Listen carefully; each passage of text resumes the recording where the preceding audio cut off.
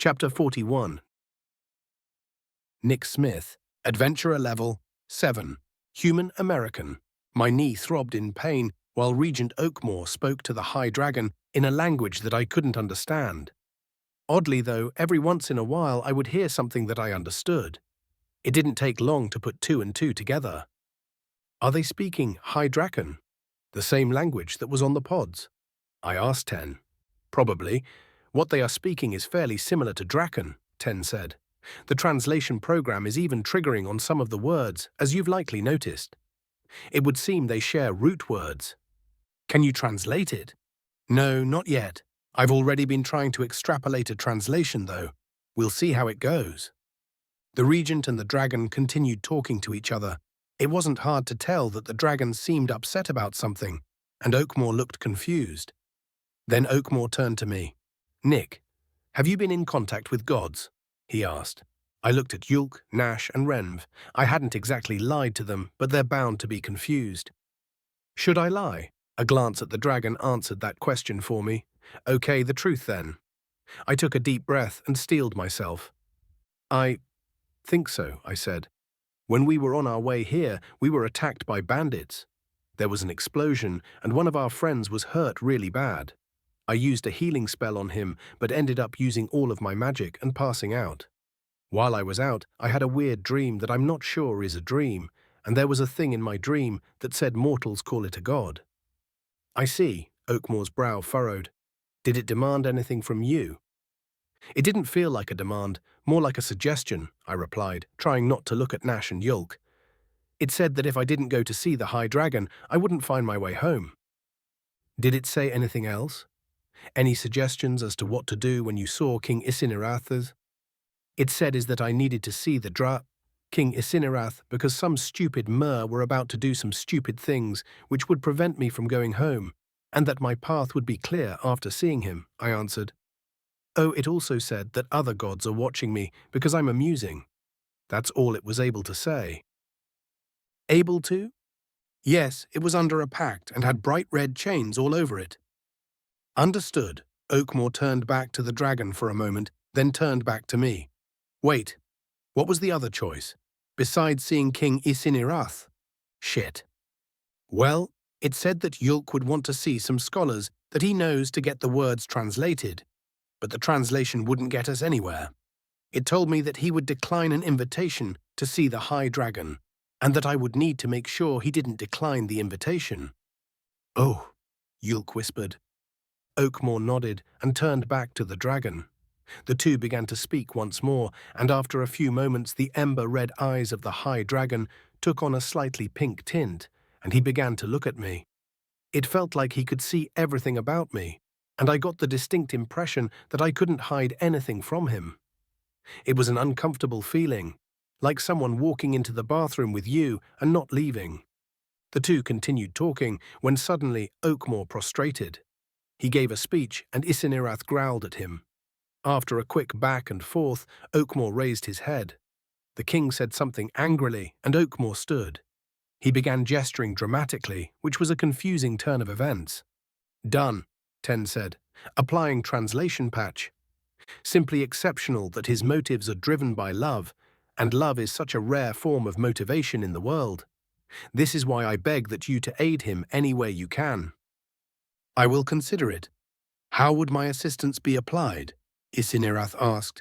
It may not be the smartest move to speak up now, but I get the feeling that the king will be less mad at an interruption than he would be at eavesdropping. I took a deep breath and gathered my nerve once again. Excuse me, Your Majesty, I interrupted. Can you understand me now?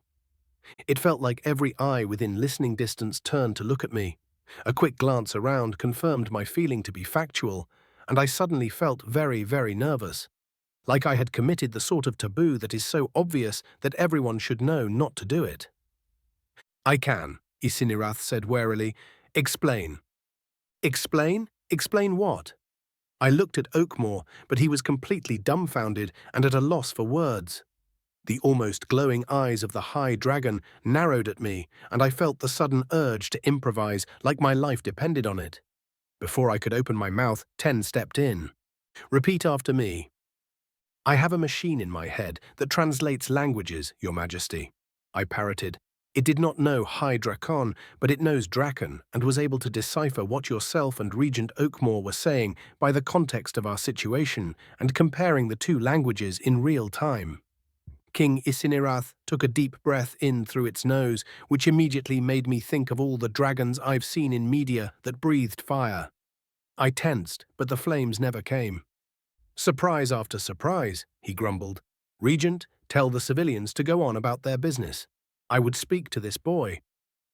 Yes, sire, Oakmore bowed, as Oakmore began telling everyone present to go back to what they were doing, which appeared to confuse the chaperone of a group of children. Isinirath lowered his head nearer to me. You are trying to get back home to your ailing lover, yes? Isinirath asked softly. Yes, Your Highness. And what, pray tell, will you do if she is dead by the time you return? The question caught me off guard. It had been nagging at me somewhere in the back of my mind, but I had consciously avoided actually thinking about it, as if thinking about it would somehow turn it into a reality. Being directly confronted with the truth of the possibility like this made me realize that I had been acting childish, pretending that it can't happen simply because I don't want it to happen. I would grieve, Your Majesty, I answered, unable to meet his eyes. As one should, Isinirath said, his head returning to where it had been. It would be wrong of me to prevent the reunification of lovers, and it would be outright malicious of me to prevent one from mourning. I will aid you, boy. Thank you, sire. There is still the matter of how. I do not have the ability to transport you to your world, nor am I aware of any means to do so. We have some writings. They were found on the altar that I was resting on, and we believe they're written in High Draken, or a language that is similar to High Draken, I explained. I turned to Yulk and whispered for him to show Isinirath the writings. He didn't hesitate to reach into his robe, but gave me a look indicating that he had many questions while he did so. Isinirath leaned forward to study the rubbings that Yulk had done. These do not say much, but their context is grim, Isinirath explained. The first 5 symbols appear to be options: close, open, begin, end, and destroy. Then there are 4 directional indicators with the word select in the center. That's not much to go on, I said. We already knew that they were experimenting on me, Your Highness. Indeed, but I now see why the gods sent you to me. His face twisted into what could be called a grin. Back in my youth, my father tasked me with ridding these lands of a plague, a cult of anonymous individuals who were kidnapping, torturing, and dismembering members of our citizenry. The investigators at the time believed the torture to be experimentation, and the purpose of the dismemberment was to hide their findings and mask their trail. The last time I saw the final symbol on this paper, it was emblazoned upon on their robes. My heart skipped a beat. Is this it? Who were they? We weren't able to find out. Whenever one of their members was captured or killed, they would be incinerated from within by a flame that could not be quenched until they were but ash. Adventurers that were tasked with tracking them were able to discover their hideouts within Bolisir, and my father sent me forth to eliminate them from the land. They were quite magically adept, but no match for even a fledgling high dragon, he explained with a hint of pride in his voice.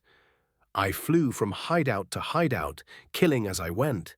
I was even careful to preserve as much as possible, yet the hideouts still did not yield many clues. How long ago was this, Your Highness? I asked, hoping we could investigate one of these hideouts. I eliminated the cult from Bolisir long before the demons invaded, but they remained a problem in other kingdoms.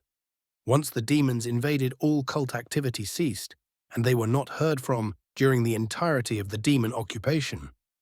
Some claimed that it was the cult that brought the demons to our world. Others believed that whatever the cult was researching was a threat to the demons, and the demons invaded our world to force them to cease and desist. I paused for a moment to digest this information. A nameless cult that may have had something to do with the demonic invasion had somehow kidnapped me from my world and performed experiments on me, maybe to make me fight for or against the demons. That definitely sounds like it could be the plot of an Isekai. But why would the cult go to such lengths? Wouldn't it be easier to use their own members? Sire, do you know anything else about this cult? I asked. I do, Isinirath said with another grin. They were most disruptive in a kingdom to the west, ruled by dwarves. At the time, I believed that this was because their leadership had taken refuge there, but my father wisely forbade me from interfering in the affairs of other kingdoms. I made certain that no trace of the cult remained in Bolisir, but it's likely that other kingdoms were less thorough. As a matter of fact, your existence is evidence of that being the case. Psst, Yulk whispered. What's going on? I gave Yulk a brief explanation as I thought about what Isinirath had told me. The mighty high dragon wasn't going to be able to get me home directly, but he had at least pointed me in a direction. West to the Dwarven Kingdom. A small blossom of hope grew within me. The Dwarven Kingdom has to have something. Why else would the creepy god thing have sent me to the dragon? The Dwarven Kingdom to the west would probably be the Empire of Kalkuti. It predates the demonic invasion, and even the Kingdom of Bolisir, Yulk explained. I nodded and turned back to Isinirath. Are you meaning the Empire of Kalkuti, Your Highness? Kalkuti is the name, but it was not an empire before the demons. What is its current status, Regent? Isinirath asked. It's thriving, my lord, Oakmore replied, turning his attention away from a growing flock of civilians. Of course, the pesky little buggers yet persist, the high dragon grumbled, and we have a contractual alliance with them, Your Highness. Isinirath's face contorted in disgust, and Regent Oakmore tried to hide a smile. I guess the high dragon isn't a fan of dwarves. I glanced at Renv, glad that he couldn't understand the conversation. I was met with a look of concern and confusion. Allied with them? Isinirath nearly spat. What a foolish regent we have. Tell me, Oakmore, what fancy baubles and little luxuries did the dwarven royal family provide, that you and your kin may offer your backs as sheaths for their daggers? The dwarven royal line died out, sire. They fell in battle against the orcs shortly after you entered your slumber. The current ruler, Emperor Jak, is of the Norev family, and though he is crass at times, he is much less prone to subterfuge and dishonesty than the royal family was. Isinirath frowned, but I looked at Oakmore in a new light. I thought he was a whimsical and reluctant regent, but he had done his homework. He seemed to know the high dragon's blind spots and exactly how to compensate for them. Fine, Isinirath sighed. I give the alliance my blessing then. Returning to the original matter, Nick, you will need to seek more information on this cult in Kalkuti. I hope you are more successful in your investigation than others were in the past. I grow weary, and as such will return to my slumber. If I may, Your Highness, Oakmore interjected, we have had quite a long while to come up with a potential solution to the demon within you. Oh? Isinirath asked, warily eyeing Oakmore. If we were to encase the remains in concrete, it would prevent the demon from moving. Then we could load the resulting concrete block aboard a ship. The ship would sail out into the ocean as far as it can, and the crew will dump the block into the water. The block will sink, and the pressure from the water will make it much more difficult for the demon to escape his new prison. And how, pray tell, would we get the demon out of my stomach? The high dragon asked, eyeing the ever-growing group surrounding us. Oakmore couldn't help but grin as he said, I do believe a simple extrusion will suffice, Your Majesty. Isinirath's growl shook the ground beneath us. Chapter 42. Nick Smith, Adventurer Level 7, Human American.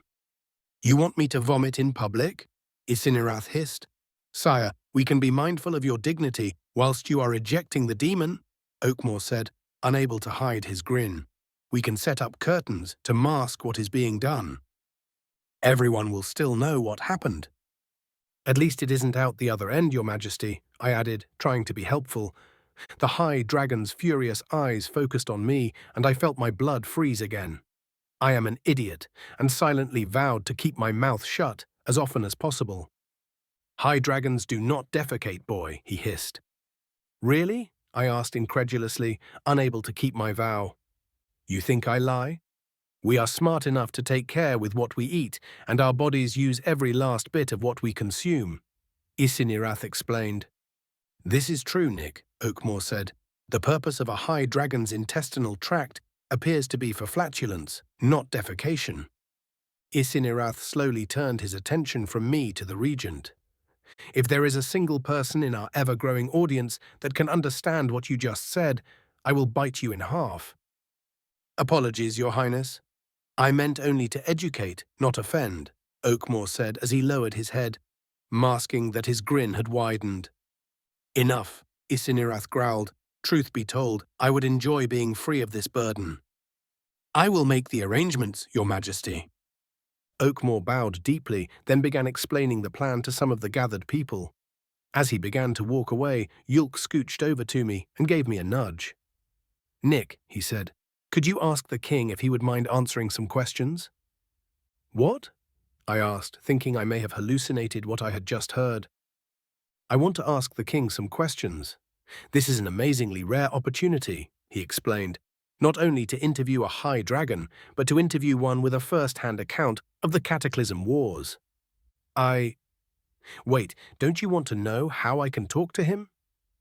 With 10, obviously, Nash interrupted. Yulk's right, Nick. As long as you're polite with the questions, you've got nothing to be afraid of. Easy for him to say. Isinirath was watching Oakmore, impatiently tapping one of his claws on the ground. The claw in question is easily as big as I am, and I could feel the ground shake slightly with each tap. I had also noticed that when he had grinned earlier, his teeth were the size of my head. There is absolutely no doubt in my mind that the High Dragon could erase everyone present if he so wished. Please, Nick, Yash pouted. It was a ridiculous sight that immediately pulled me out of the anxiety spiral I had been swirling down. He pushed his lower lip forward, and it caught on his teeth. The lip looked kind of like one of those seashell soap holders. I smiled and shook my head. Fine, but if we die, I want it on the record that it's your fault, I told him, then looked up at the dragon. Excuse me, Your Highness. What is it? Isinirath met my gaze. Would you mind if we asked you some questions? This orc, Yulk, would like to know more about the Cataclysm Wars. The dragon's brow furrowed, then he sighed through his nose. So be it. Ask your questions. He said yes, I told Yulk. Excellent. Ask him what started the war and if he knows how the demons entered our world.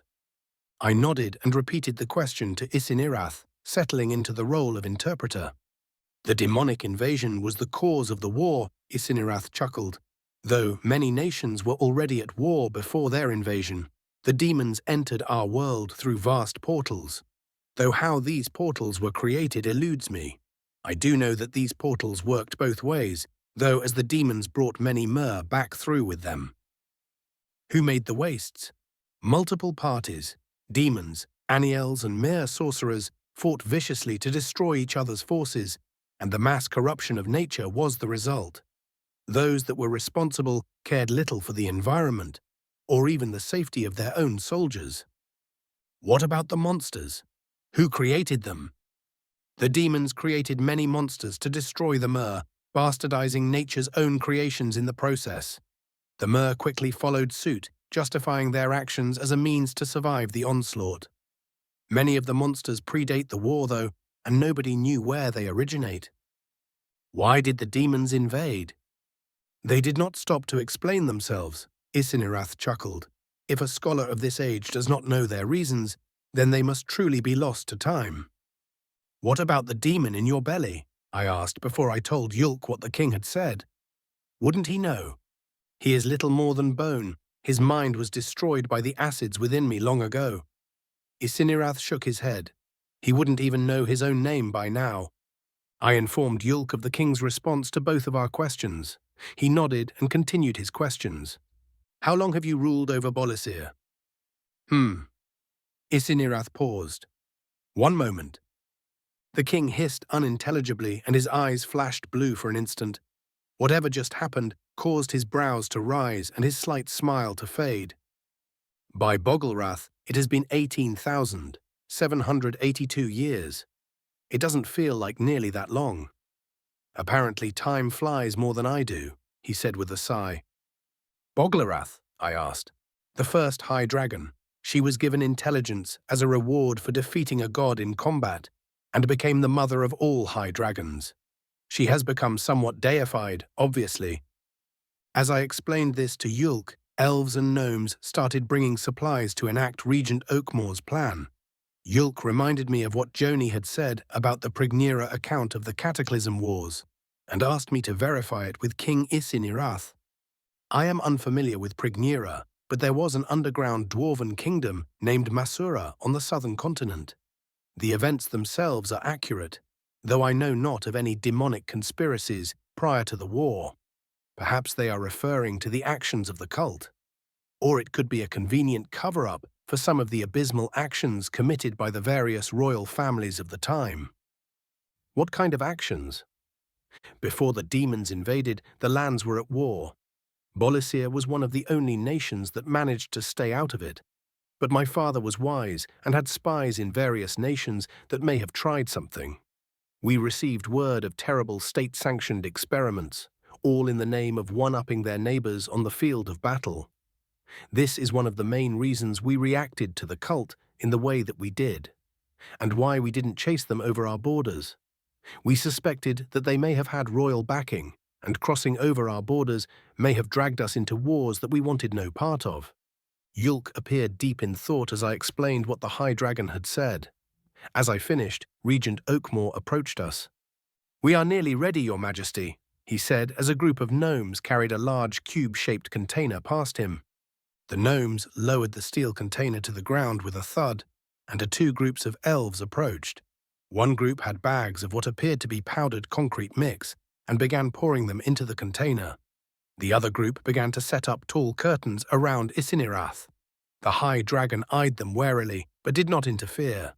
Another group of elves carrying water and oars replaced the group with the concrete powder at the container. They added the water to the powder and began to stir it. We watched as the groups took turns at the container, adding more powder and water until it was nearly filled. Once they were finished, Oakmore gestured to the group around the curtains, and they drew the curtains around the High Dragon. "Your Majesty, please do not regurgitate directly into the box. Your, for lack of a better phrase, stomach juices will likely be detrimental to the concrete," Oakmore explained. "Regurgitate. What a disgusting word," Isinirath hissed. "Fine." His head lowered beneath the curtain, and after a moment a sound that can only be described as disturbingly slimy made its way to our ears. I had expected to hear the sound of retching, but the sound I heard instead nearly made me gag. Like forcing a bowling ball covered in not-quite-done jelly through a hose or something. I looked at my companions and could tell the sound had the same impact on them. Another moment later, Isinirath's head appeared above the curtain. "It is done," he said. "Thank you, Your Majesty." Oakmore gestured to a group of gnomes who were carrying a steel square with small holes in it. The elves dragged the curtain back, and the gnomes put the steel square on top of the container, hammering it down to form a lid. The container began to make a sloshing sound, and some concrete splashed out of the holes in the top. "Oh, already?" Oakmore said, sounding flabbergasted. "Cure the concrete, quickly." 4 elves walked up to the container and began casting various spells. The sloshing ceased with a stark crack, and the elves nodded to Oakmore. One of the gnomes walked up, shaking his head. "I think he might have moved around and weakened the concrete, sir," the gnome reported. "That crack wasn't a good sound." "That's all right. We'll just leave the cube in the container," the regent rubbed his chin. "Maybe we'll have a smith weld some bars on it, just to be sure." "Yes, your high, Lord Regent," the gnome said, looking at King Isinirath. "Gonna take some getting used to." "Not all, my good Mer," Oakmore said with a grin. "Take the container to Horav's smithy. He's got plenty of steel scrap to use as bracing. Let him know that we want the cube to never open again." The gnome nodded and started giving orders to his crew. They, along with some help from the elves, managed to get the steel cube into a cart and started transporting it away. Oakmore watched them for a moment and then turned back to the High Dragon.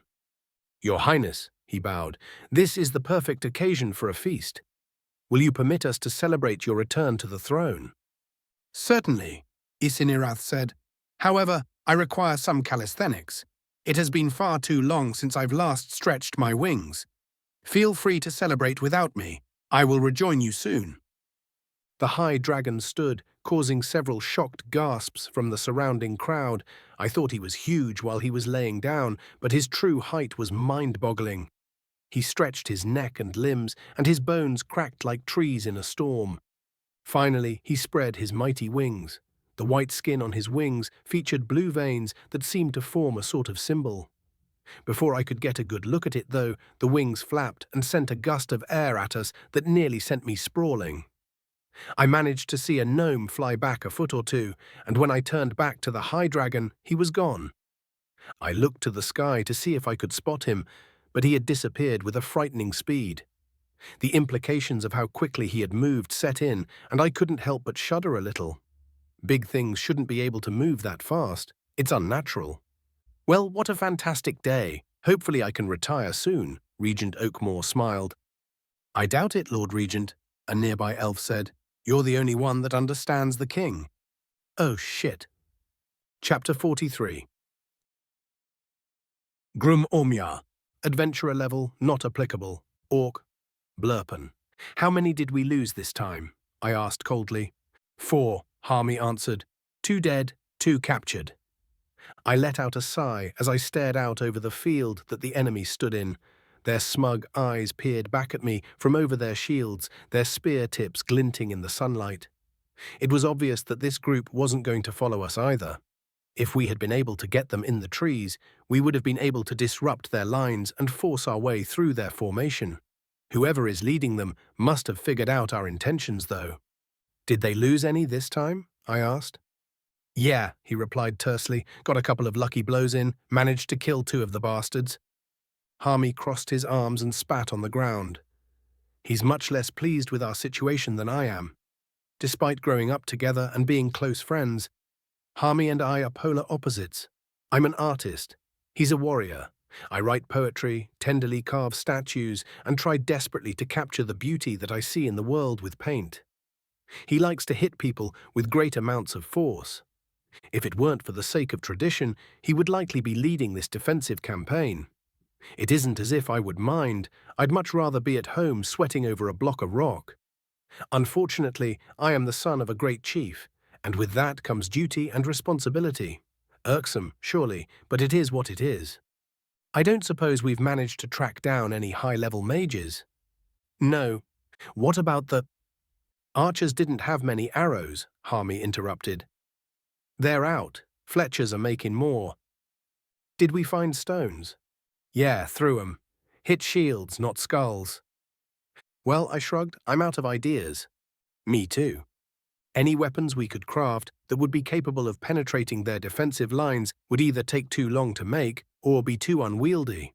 Blurpus only has the one smith, who is also the Fletcher, and she's getting on in years. Internally, the darkest part of me screamed in frustration at my inability to slaughter the enemy, cursing the vast open fields of Blurpus that I used to love playing in as a child. Externally, I sighed again.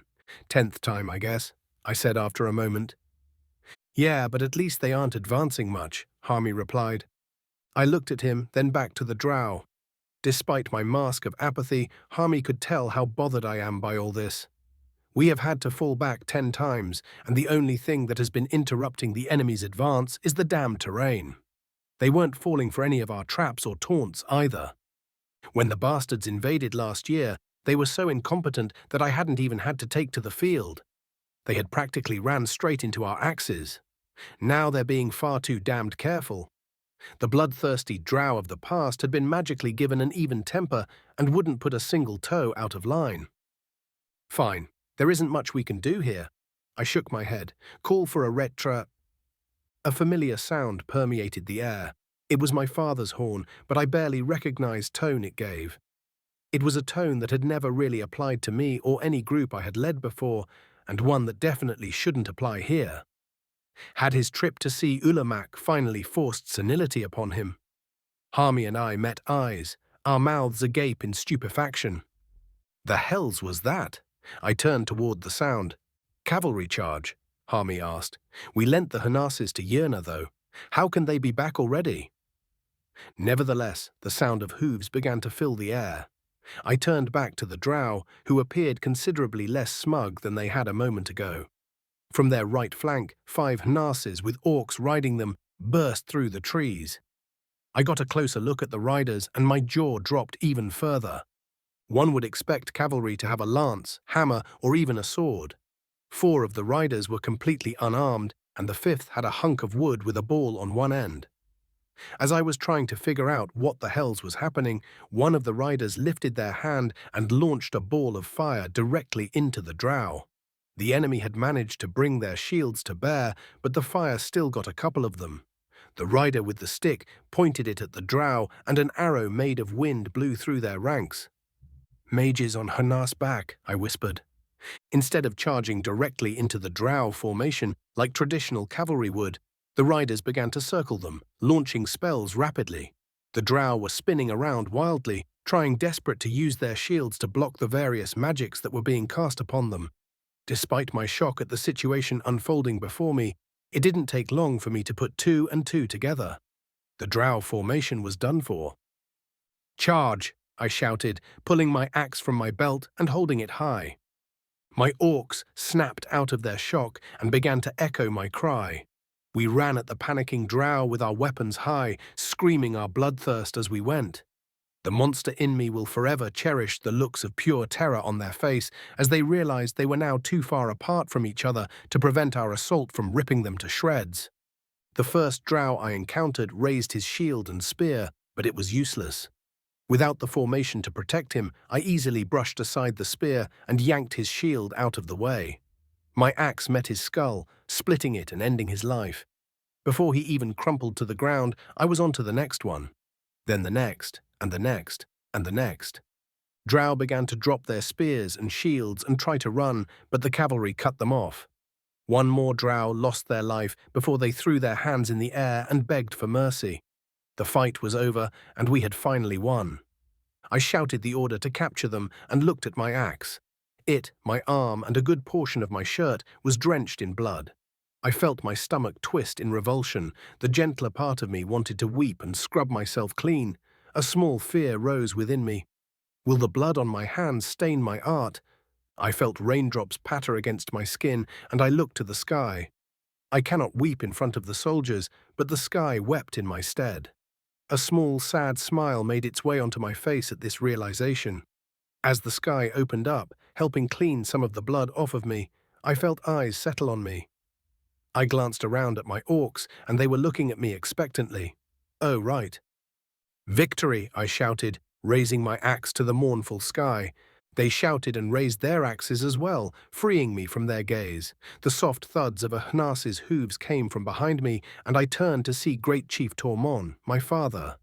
His eyes met mine with a mixture of sadness and pride. He knew of my gentle disposition and wished the best for me, but he couldn't help but be proud of how well I carried out my duties. Or maybe I'm just imagining things. "Grum, my boy," his expression changed to a grin. "I've brought a little help." "Your talent for understatement greatly exceeds any of my own talents, father," I laughed, putting on my mask. "A little help? You brought us this victory." "I can only take partial credit. The High Chief moved quickly to make this possible." He gestured to the mounted mages and laughed. "Clever bastard. Remind me to never pick a fight with Ulamak." "There are a great many reasons that we won't be doing that." I shook my head with a grin. Someone whistled, and I looked around and saw one of my orcs standing next to the freshly tied drow. He pointed at the prisoners and raised an eyebrow. "Search them for concealed weapons, then take them to camp," I shouted. "If they try to resist or run, cut them down and leave them where they lay." "You wish to remain out here?" my father asked. "These are all the mounted mages we have right now, you know?" This was a good point. Everything I had discovered about the drow commander screamed of someone with a legendary case of narcissism. We had destroyed one of his units, and he had obviously worked hard on their training, so it was likely that he wouldn't take that very well. This position was going to receive a visit by many more drow. "No, actually, I don't," I sighed. "All right, everyone, pack it up. We're heading back to camp." "What do we do with the bodies?" Harmy asked as he approached. "Leave them for the forest or their comrades," I shrugged. "We don't know their burial rites." "Can't we check their pockets?" one of the soldiers asked. "No," my father said. Not a damn one of you need the coinage badly enough to invite the ill fortune you get from robbing the dead. I pay you better than that." The soldier looked properly chastised, and my father turned back to me. "My trip was quite eventful. Let's hurry to camp so we can talk about what comes next." I nodded and gave the proper orders. The drow were tied together and had their pockets, shoes and belts checked for anything sharp or poisonous. Half of my soldiers formed up in front of the drow, and the rest formed up behind them. I led the ones in front, and Harmy led the ones in the rear. As I gave the order to march, my father and the mounted mages formed up on either side of the drow. The rain began to soften the ground somewhat, but despite this, we managed to make good time. In my youth, I had made a name for myself by running great distances for fun. Even so, the soft terrain and water in my boots was playing hell on my feet and legs. Half a day passed before the camp was finally in sight. "Fucking finally," one of the soldiers behind me muttered. "Agreed, halt," I shouted. "Secure the prisoners and tend to your gear." My father rode up to me as the soldiers began to perform their tasks. He dismounted and passed his nas off to a nearby soldier, who also took the reins for some of the mages. The rest of the mages passed their nases off to other soldiers. As Harmy approached us, I gestured to my command tent, and we all went inside. I breathed a sigh of relief as I took my seat and kicked off my boots to let my feet dry. My father and Harmy did the same, but the mages just stood there nervously. I massaged my sore calves as my father began telling me of his trip. I listened in awe as he explained the creation of a mage cavalry and Ulamak's idea about a magic academy. "I was held up at the city gates, and these 5 caught up to me," he explained. "They were sent by the Adventurers Guild to join me. The High Chief works damn quick, it seems." "So there's going to be more on the way, Great Chief?" Harmy asked. "So I've been led to believe," my father laughed. "Ulamak's not much of a liar, so I've got no reason to doubt him." "What kind of countermeasures do you think the drow will come up with?" I asked. "You would know better than I would, my boy. But Ulamak seems to think that this invasion has vampiric backing." "Vampires?" "Yes, and I'm inclined to agree with him. There's too much that's fishy about what they're doing and how they're doing it. It practically screams bloodsucker involvement." I gave Harmy a doubtful look, and he shrugged in response. We don't like disagreeing with my father, but he's practically fanatical in his hatred of vampires. He has a borderline paranoid hatred of them, and it's likely that even if High Chief Ulamak completely misread the situation, my father would still firmly believe that vampires were involved simply because things haven't been going well for us. "You don't believe me," my father crossed his arms sternly. "Well, there's one way to find out for sure," I sighed as I pulled my still damp boots back on. "I'll be back." I left my command tent and looked for the tent that the prisoners were being kept in. The rain was pouring heavier than it had been previously, and the ground had turned into an uncomfortable mud. To my horror, I found the prisoners shivering in the rain, tied to a stake in the ground. Thankfully, my soldiers weren't dumb enough to leave them unguarded, so I grabbed the nearest guard by the shoulder. "What is this?" I demanded. "The prisoners, sir," the soldier answered with an expression of bewilderment. "Why are they outdoors in this weather?" I think it's 'cause we don't have somewhere to put them, sir. All that is securing them is a stake." "In the mud," I whispered. "Yeah, but we've got swords, sir. Swords that would let them cut their bonds if were they to overpower you. Move them to the mess tent, now." Yes, sir."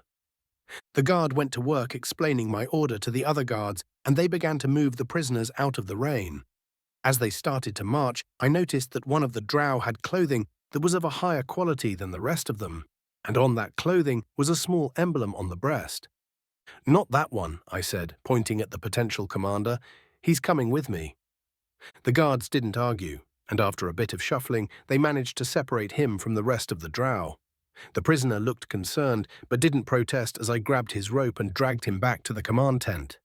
All eyes immediately turned to the drow as we entered the tent. "Oh, yeah, that'll do it."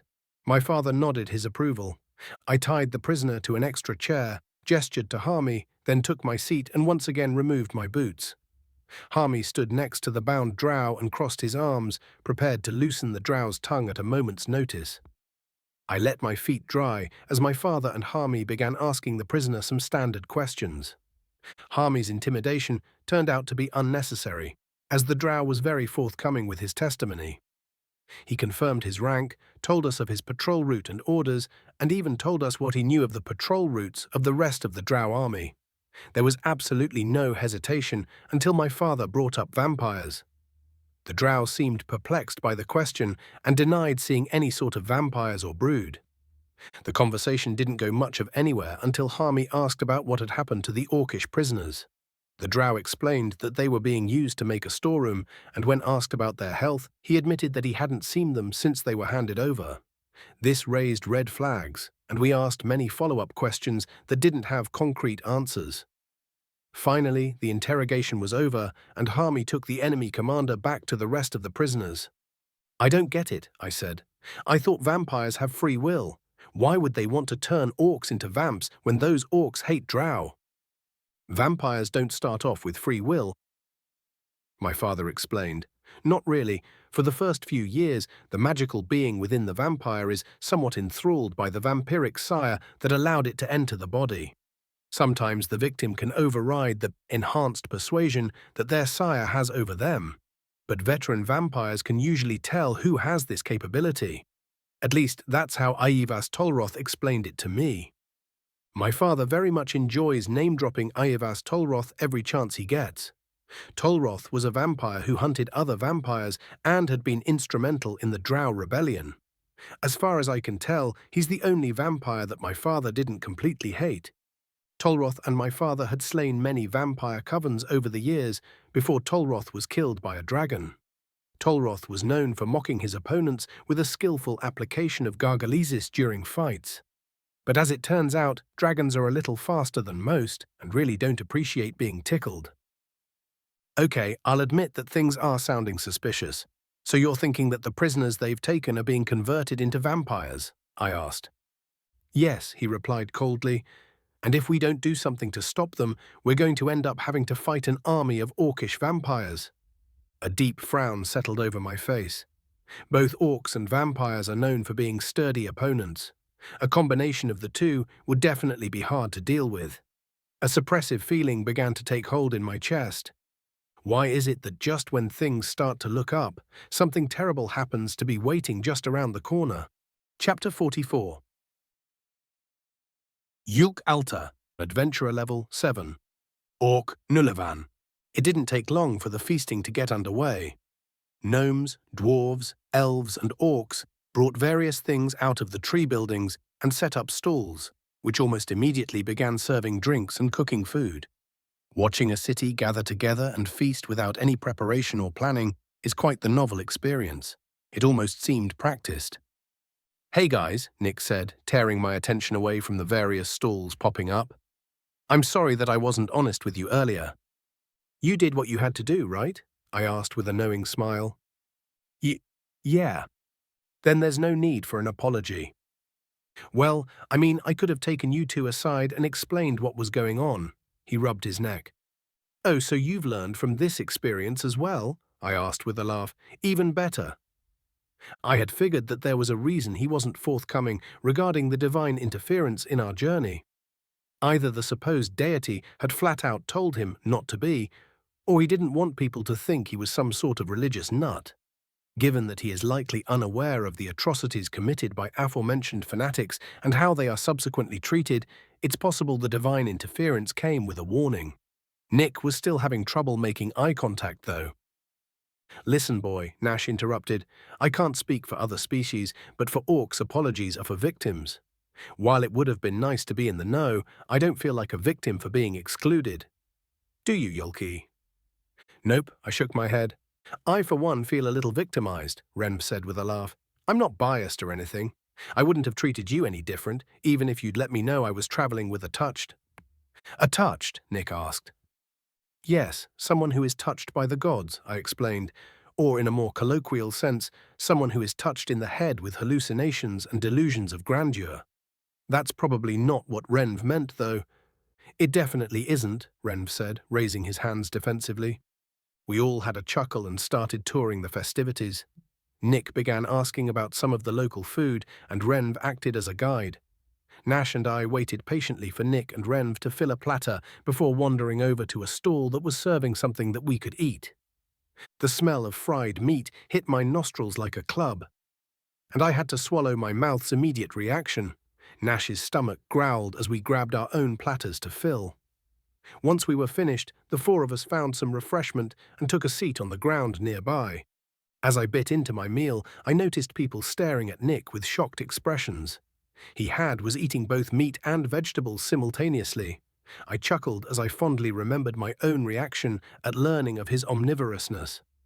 I swallowed my mouthful and took a swig of my sparkling beverage, enjoying the tingling feeling that it applied to my somewhat parched throat. "Is that Yulk I see?" a familiar voice asked from behind me. All four of us turned to look at the newcomer. Before us stood an elven woman with bright orange hair, blue-green eyes, and a youthful face. This youthfulness was deceitful, for while she appeared no more than 20 years old, I knew her age to be at least in the triple digits. "Olmira, how are you?" I asked with a grin. "Flummoxed," she replied with an exaggerated sigh.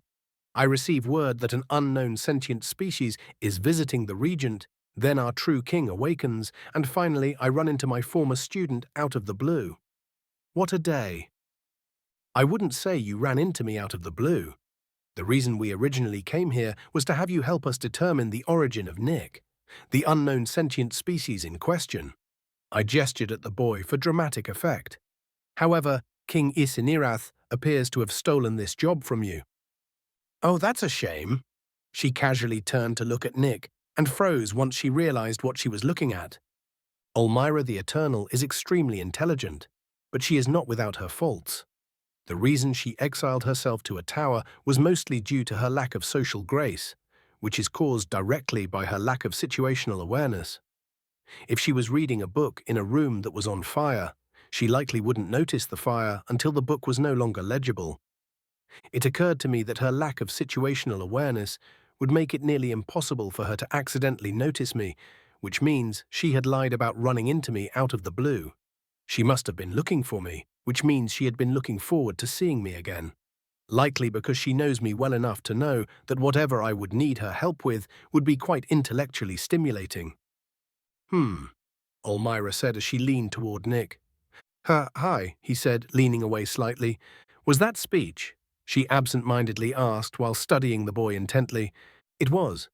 Did you think that I named him Nick?" I laughed. "He can talk, walk, and fight." "He? Very well, why does he have a platter with plants and meat?" "Because he needs to eat a mixture of both to maintain optimum health. He's an omnivore." Olmira asked several more questions about Nick, which I delightfully answered. Nick remained quiet and nervous throughout this exchange, which I found a tad confusing. I would understand if he was flustered. I'm told Olmira is quite conventionally attractive, but his reaction was more akin to a barely contained flight or fight response. "No, I don't think she's going to bite you, boy," Nash interrupted. "Oh, right. Ah, yes, my apologies. Nick," Olmira said, standing straight once again, "I see you are aware that I am a vampire." "He's been briefed," I laughed. "Interestingly, in his world all of the species of our world are detailed in legends, but are considered quite fictional. Vampires as well." Olmira's eyes brightened, but before we could begin discussing the implications of this, Regent Oakmore approached us. He had run off earlier, presumably to inform people of the feast, and was now looking a tad tired. "There you are," he grinned. "I hope you're enjoying Bolasir's hospitality." "Yes, sir," Nash replied. "Excellent." The regent knelt next to us. "Now, from my understanding, the original purpose of your visit was to deliver the missive from High Chief Ulamak and to investigate Nick, yes?" "Quite so, Your Majesty," I said. "Having accomplished these tasks, have you put any thought into when you're going back?" "Not yet, sire, but we were asked to return as soon as we can." "As soon as you can." "Wonderful." Oakmore clapped his hands and stood. "The crux of your business here has been concluded, so allow me to brief you on a situation that's developing. To the north, there is a university. Within the walls of this university, there are several professors and students who have been studying High Draken. I have sent word to them that their services are needed here, because I am the only one who can speak High Dracon, aside from Nick, of course. We all nodded, and a cursory glance around told me that Nick and I were the only ones who were able to predict what Oakmore's thinking. Nick's face was carefully neutral, which almost made me grin. "How far away is this university, sir?" Nick asked. "About 3 weeks by cart." Oakmore's grin widened. "Which brings me to our problem. I will be quite busy ensuring a proper transition of power between myself and King Isinirath, and won't have much time to act as his translator. As such, Nick, I formally request that you remain in Bolasir to help me translate until the translators from the university arrive." A period of awkward silence followed. "You want us to stay here for 3 weeks?" Nick finally asked. "Well, just you, but I assume you're a package deal. Of course, you'll be paid for your services. We can count your brothers as your staff, and whoever else you'd like as an aide," he said, eyeing Renv. "You'll be paying them out of your pocket, though." "How much?" "1 gold per day." Nash let out a low whistle, which ended abruptly as we turned to stare at him. Nick then gave me a look, as if asking for guidance. I took a moment to think it out. Our original goal was to get Oakmore to send reinforcements to Ulamak, which are either on their way or soon to be so. We also woke the High Dragon and received his aid in determining what to do next. While I do want to get on with the next leg of our journey, 1 gold per day for a minimum of 3 weeks is 21 gold, which is not a paltry sum, even when split among 4 people. There is the matter of Imlaw, but even if he joins us, we'll still be making quite a bit of money. It would also help ensure that his business stays afloat and he doesn't have to travel again once we get back to Kirkina. This is likely also part of the path that Nick's dream visitor put us on. Unable to think of a good reason to decline, I gave Nick a small nod. "Would 2 gold be too much to ask, Your Majesty?" Nick asked with a buttery tone. Heads turned toward Nick so quickly that I swear I heard Nash's neck crack. The regent laughed heartily and replied, "It would, but I can do 1 gold and 50 silver per day, but only because I enjoy your company." "Thank you, Your Majesty," Nick said with a bow of his head. "It is my honor to serve." "I'm sure." Oakmore chuckled once more. The discussion was concluded by a massive gust of wind, the sound of titanic wings flapping, and a ground-shuddering thud. King Isinirath had returned and was standing tall upon the hill on which he had been slumbering for centuries. The sunset caused his white scales to glimmer with shades of purple, orange, and pink. One couldn't help but be transfixed. The mighty dragon looked around until he spotted Oakmore and growled something in High Dracon. The regent gave us a nod and quickly strode over to the king. "He looks much bigger now that he's awake, doesn't he?" Elmira asked with wonder in her voice. "That he bloody does," Renv said quietly. "Huh." "Hello, everyone," Imlaw said as he strolled up. "I guess the unloaders weren't full of it after all." "Hi, Imlaw," Nick said with a wave. "Got something to ask you." "You do?" Nick's explanation brought Imlaw up to speed on what had happened with the dragon, including his dream about the god. The gnome's mouth didn't close until Nick mentioned the regent's offer. 1.5 gold per day for 3 weeks or so? Imlaw asked, ignoring the uncomfortable subjects at hand. "Yep," Nick replied, "an even split 5 ways." "Nah," Renv interjected. "Split it 4 ways. I'm already pretty wealthy and happy to help where I can. Just don't tell my uncle, or he'll box the ears right off my skull." "You sure?" Nick asked. "Yeah, doesn't feel right to take your money. When I won't be giving you much in return, that's bad business in my opinion." "All right. Well, what do you think, Imlaw? Will you be willing to stay here and be our ride back?" "It's a very generous offer," Imlaw said, wringing his hands. "Okay, yes. I'll send word to my family to let them know that I'm okay and why I've been delayed." "Thank you, Imlaw," Nick said. Imlaw nodded and walked back the way he came. "I really should get back to my lab," Elmira said. "Come visit me sometime, Yulk. Your mind is a precious resource that I'd love to put to use." "Certainly," I smiled at her. "You can bring Nick along as well, if you can drag him away from the regent," she laughed as she turned and waved. "See you soon." I waved back at her and turned back to my meal. The wind had blown some dirt onto it, but I'm not too picky. I brushed the dust off and took another bite. The taste remained the same, but now the crunch of the fried meat was accompanied by a somewhat gritty texture. Still better than unseasoned road jerky, though. "Nick, I want you to know that I don't share Ren's altruism," Nash said with a malicious grin. "I'll happily take your coin." "I know, Nash," Nick sighed. Chapter 45. Master General Kirain Yeath, Adventurer level, not applicable. Half-breed drow, Balushinian. I watched the orc slaves dig, doing my best not to inhale through my nose. The smell is abysmal, but that's to be expected. One can't expect a bunch of filthy creatures, who likely don't even realize how bad their stench is, trapped in confined quarters, to smell like perfume. Well, perhaps a perfume for a tanner, but not one that anyone with a nose would even dream of purchasing. The male orcish vampire glanced at me nervously, then yelled for the workers to move faster. Allergas had opted to follow my plan, likely fearing retribution from his superiors, and it had worked marvelously. He had chosen the two leaders with the weakest wills and turned them. As such, his intentions became their own, and would remain so for at least a year. Fortunately, his inner thoughts had remained with him, and these two don't have any inherent prejudices against half-breeds such as myself. I had hoped that would be the case, because things would have been difficult otherwise. Pawns that despise their king have a tendency to act willfully, and that simply will not do. I turned to the other vampiric orc. "How long?" I demanded. "To get it as big as you want, it will take another couple of weeks, sir." She bowed. 2 weeks? Too long. The loss of the Ultris Legion's second phalanx weighed heavily on my mind. They had been taken unawares by the mounted mages that have been hounding our forces since, and many of them had been captured. These orcs are annoyingly persistent. "Use your hypnosis to find 5 more weak-willed individuals, then turn them," I said with a lowered voice. "Have them begin the escape tunnel. Be certain to keep it a secret, even from the other slaves." "Yes, Your Highness, but—" She trailed off. "What is it?" "Hypnosis, sir. How do we do that?" I snapped my fingers, and she looked up in fright. Our eyes made contact, and I tapped into a certain darkness deep within my being. This darkness had always been a part of me, and had acted as a cold comfort in times of stress. I felt the telltale ache behind my eyes that informed me I had made contact, and pushed out toward the fledgling vampire.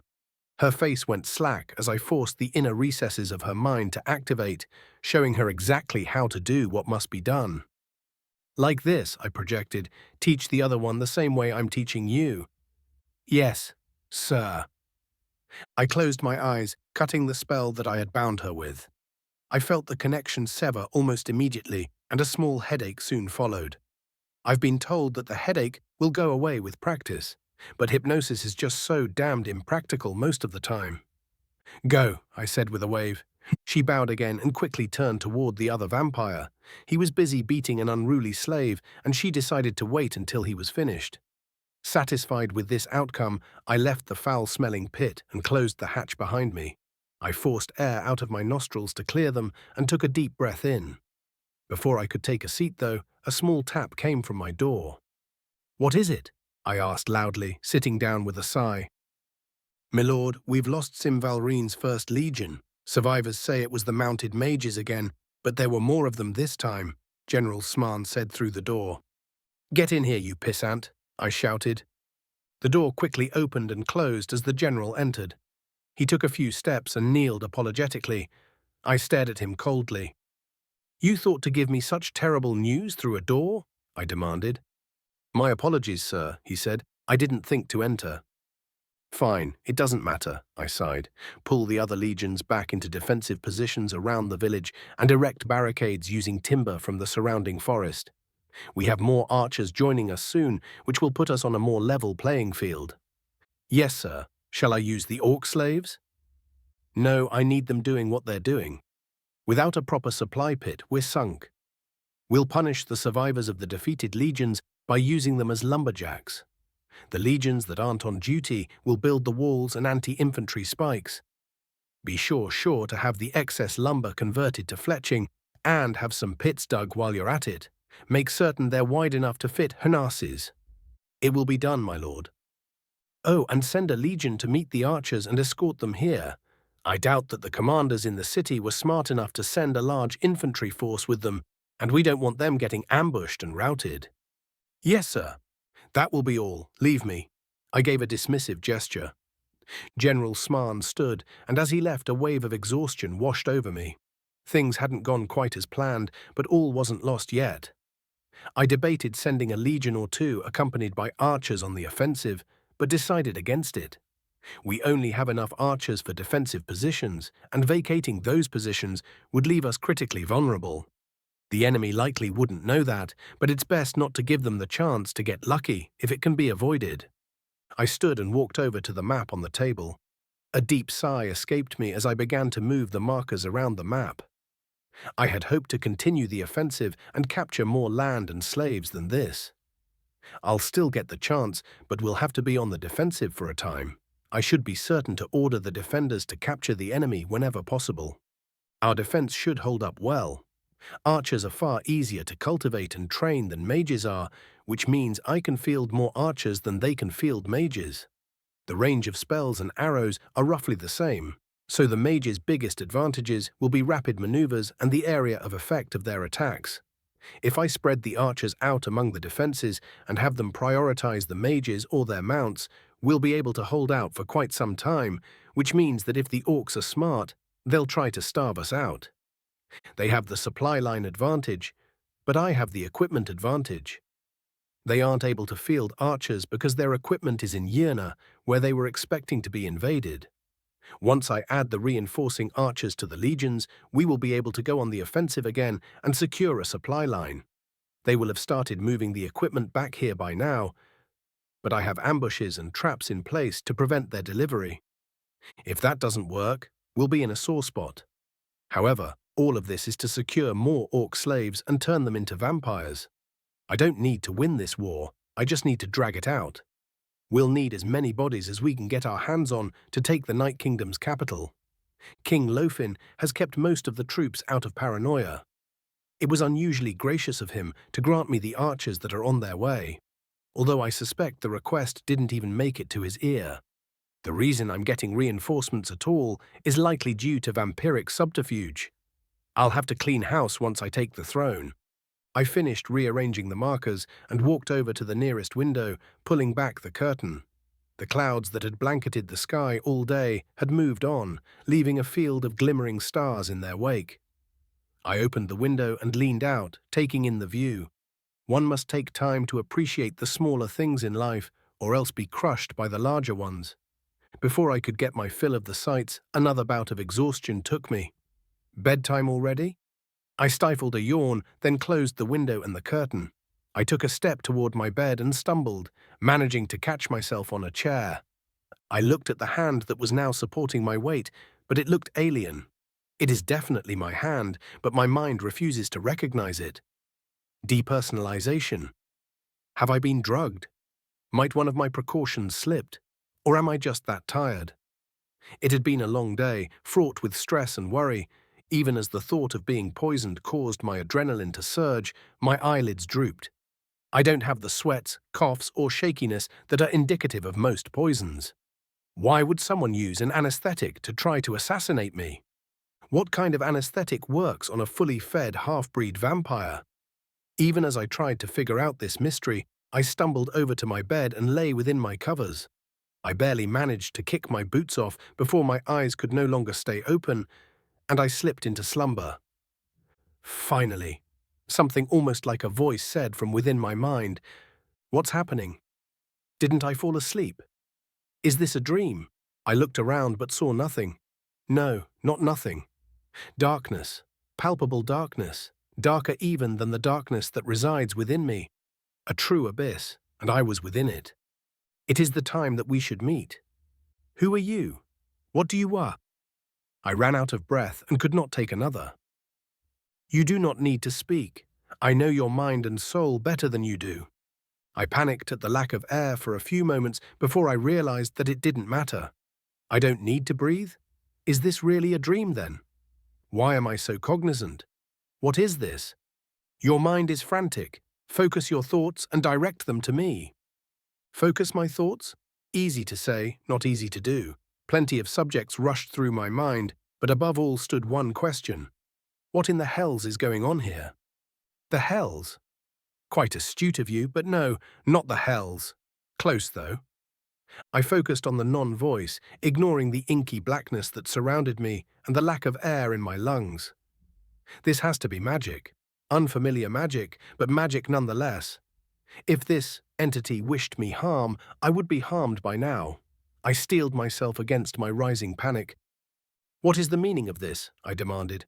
An introduction, to ease you into knowing my voice so that when the time comes to hear it, you will not panic as you did moments ago. Speaking in riddles. Infuriating, but I am in its power for now. I must play along. Who are you, or what are you? Who am I? A laughable question. What use is a name in this situation? It isn't as if you will tell anyone of me. No, it would be better to ignore such mundanities. As for what I am, deep down, you already know. The being all but confirmed what I had already begun to fear to be true. It is a god, a magical spirit of grandiose power and mysterious purpose, which means that I am now a touched. I had always believed that the touched simply had mental instabilities, and that is not an uncommon perception of them. This god is right, I'll be telling no one of this. Why have you brought me here? What do you want of me? As I said, this meeting serves simply as an introduction, the god answered. It will save us time in the future, time that will be needed to achieve our goals. What goals could we possibly share? None. It would not be possible for one such as I to share a goal with a being of flesh such as yourself. However, our goals align, and for that reason I am willing to aid you. You will achieve your goals, and in turn I shall achieve my own. What sort of twisted goals could a being such as this have, and why would they align with my goals? Does it want me to conquer the world in its stead? Or does it want the vampires to suffer? Perhaps it needs the orcs eliminated. No, the being laughed. Those are not your goals, nor mine. Your goal is to be seen and heard, to be able to enforce your will and ignore those that you see as inferior. You do not need the world or a kingdom for this. You simply need power. Power and purpose, both of which I can guide you to. The words cut through me like a well-honed blade. The truth of the matter is that I do not fully believe that I can conquer the world with my plan. I had intended to take the Night Kingdom as my own and try to expand its borders, but I would have been content with executing King Lofin and exterminating the vampires that had created and then belittled me. This was a carefully kept secret, though, even from myself.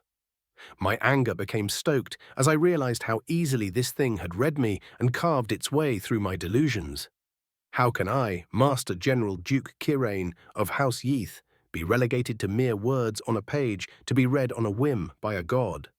So you will give me power? I asked with a snarl. No, I cannot interfere that much. Instead, I will guide you to power and give you a purpose. This must come later, though.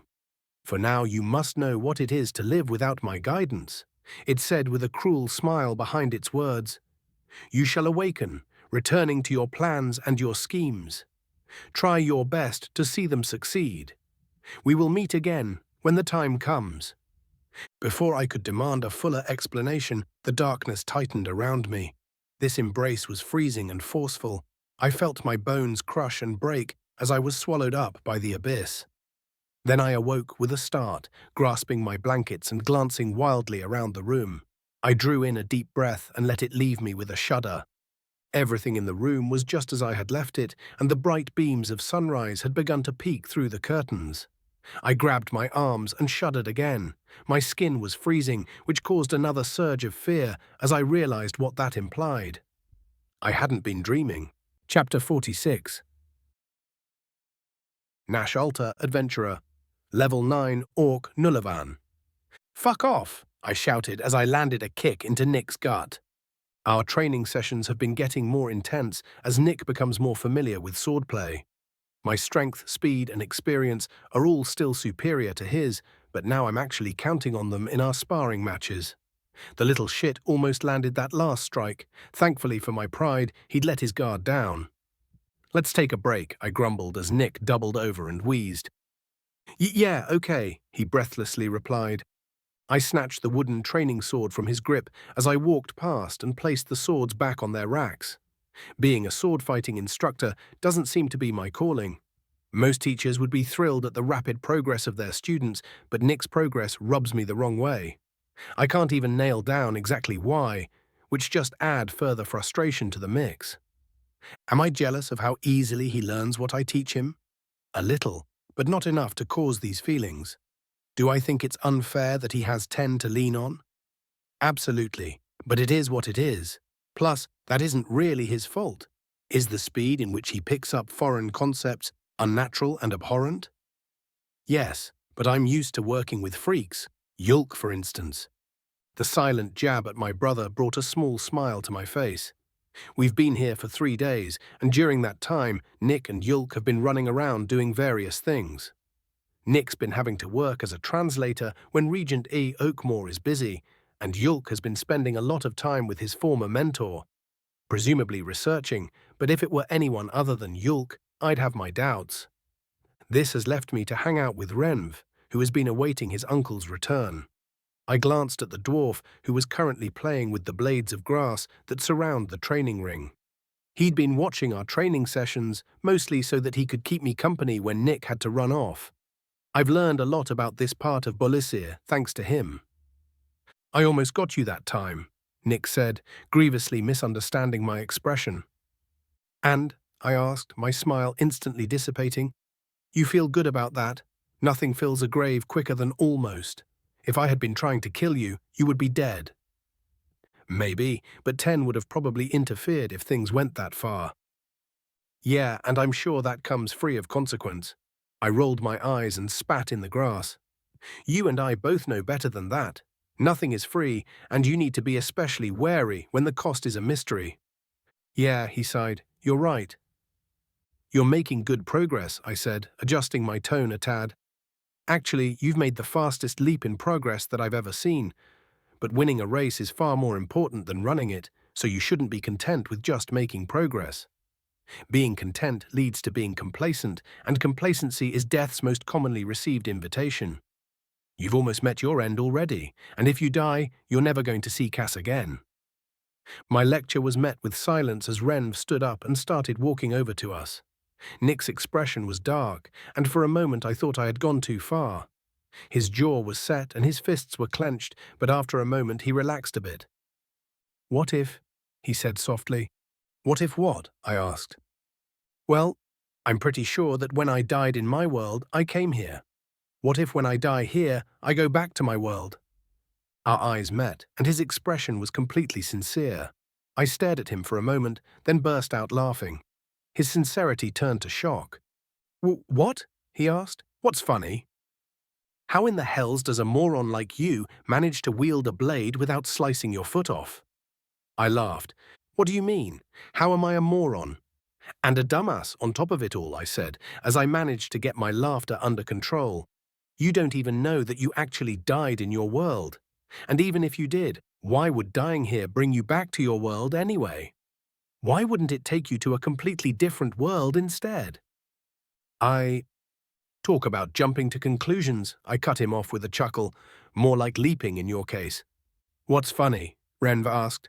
Nothing, Nick answered with an angry tone. Yeah, don't worry about it, I said. So what's today's plan for when Nick goes to work, Renv? Well, my uncle should have gotten back this morning, so I was thinking we'd go visit him. I'd have liked to have Yulk along, but... Yeah, he's busy, I laughed. We'd have to drag him kicking and screaming. Since we'd be getting between him and knowledge, he might even put up a real fight. Best to avoid that then. What do you think? Should we head out now? Yeah, we might as well. Best get going before the Regent summons Nick. I nodded and Renv took the lead. He told one of the guards where Nick was going, and we proceeded to leave the training pit. I'm actually going to miss this training area when we move on. It's a far sight better than the one we have in Nulava. Hells, it's even better than the one that the Adventurers Guild uses in Kirkina. This training pit has multiple open areas where people can spar in different conditions, like sand, gravel, mud, dirt, and even grass. It also has training dummies that have regeneration enchantments, which is something we should look into for Nulava. Maybe for the wall, too, so poor Naomi doesn't have to fix it every time Yulk practices his spells. Though she might miss the free meals. So your uncle owns the business you work at. What about your parents? Nick asked. It's more like a conglomeration of businesses, but yeah. My ma and pop both like working with their hands, so they own and operate a branch of the manufacturing side of the company. Since I like to travel, I work with my uncle more than I work with them. Renv chuckled. They're much more tolerant of my occupation than they are my brothers, though that's for sure. What does your brother do? He's a quack, or at least that's what people call him. He experiments with various chemicals and their effects on health, then tries to hawk the finished product. The dwarf sighed. He doesn't trust healing magic or potions, but they're much faster than any of the products he's been able to produce. I think it's a good thing not to rely solely on magic, Nick said. Though he should be careful when experimenting with painkillers. Because they can be addictive and deadly, Renv asked. Bit of wisdom from your world, right? Yeah, that already happened here. He made some painkillers out of a plant that people used to get high and convinced a few people to try them. They worked, of course, but his customers got addicted to them. It was a huge mess, and a couple of people died because of them. The court found him guilty of negligence because he didn't do a long-term study before selling the product, and they fined him so heavily that he had to sell his lab. Now he works out of his house. I'm sorry, that must have been rough on your family. It was rougher on him than on my family.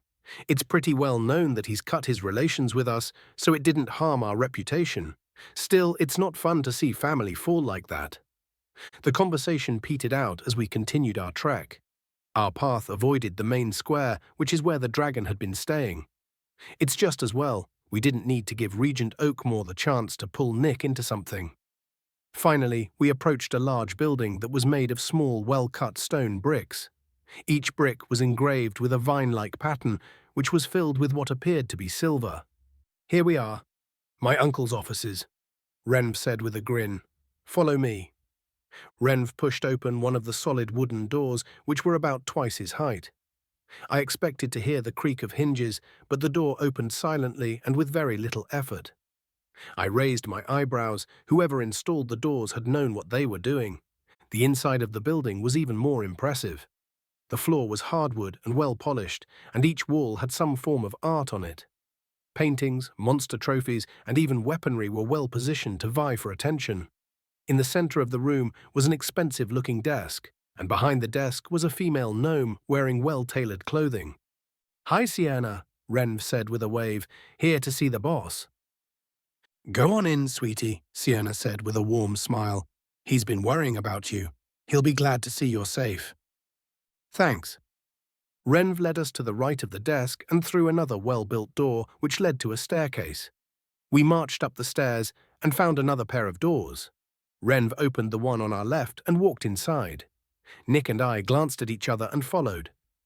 Uncle? Welcome back, Renv said, raising his arms in a joyful expression. Renv, my boy, thank the gods, it's so good to see you well. A rotund dwarf stood from his desk and embraced Renv hard enough that I heard bones pop. I heard about the bandit attack and was worried sick.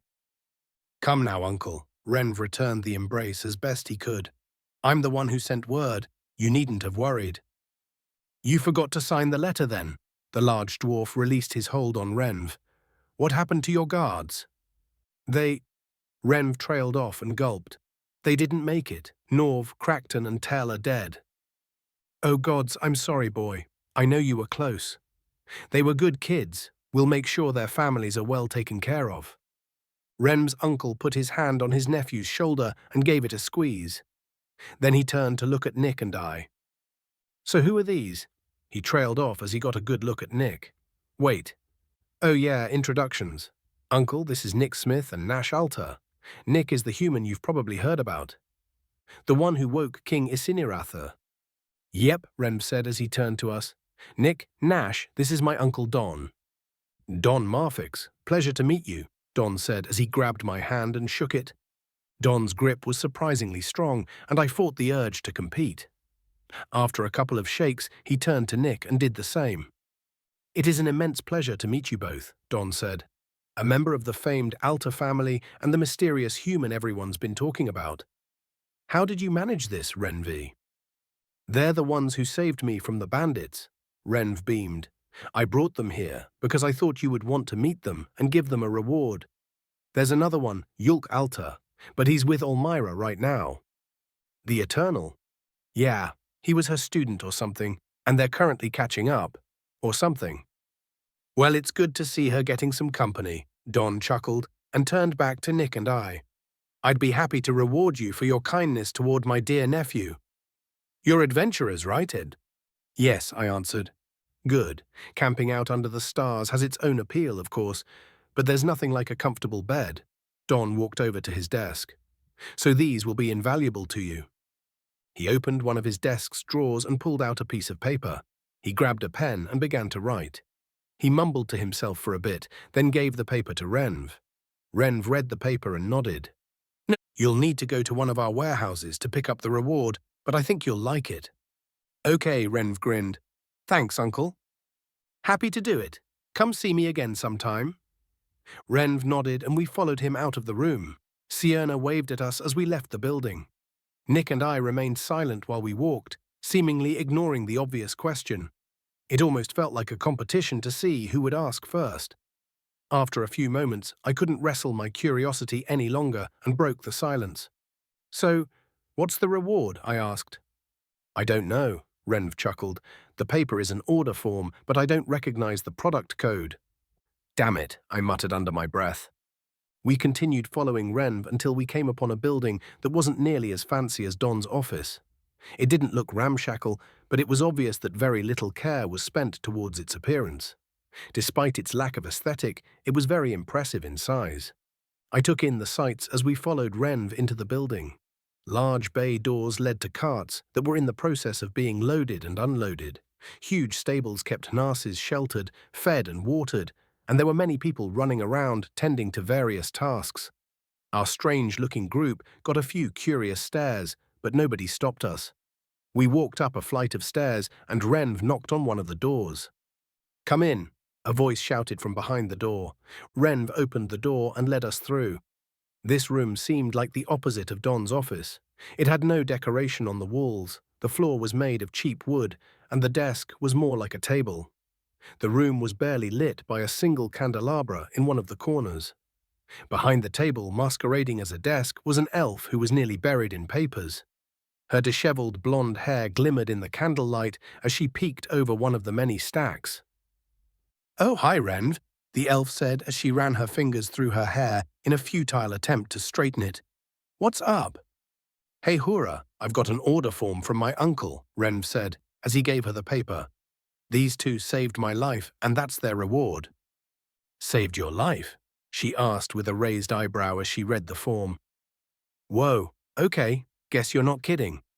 Wait here, I'll be right back. Hura stood quickly and practically ran out of the room. Renv looked at us with a grin, but we returned his expression with befuddlement.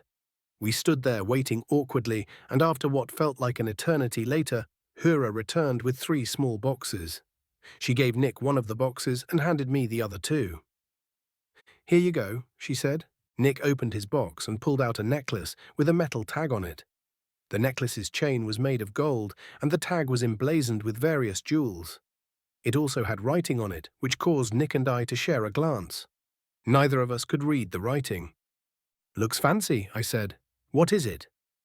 This is an identifier that will allow you to stay at any of the Marfik's inns, absolutely free of charge, Hura explained. Simply show it to the clerk at the front desk, and you will be given a room. Assuming there's one available, of course. This also comes with 1 free meal per day of your stay, and unlimited access to any available amenities. That's awesome, Renv said. Uncle really outdid himself. Really? Nick asked. Are these inns fancy? Very fancy, yes, Hura answered.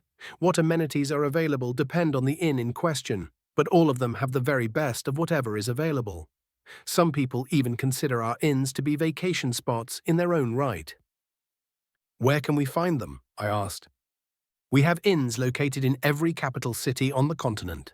You simply need to look for a sign with the symbol that's on the back of the necklace to find them. I watched as Nick turned over the necklace.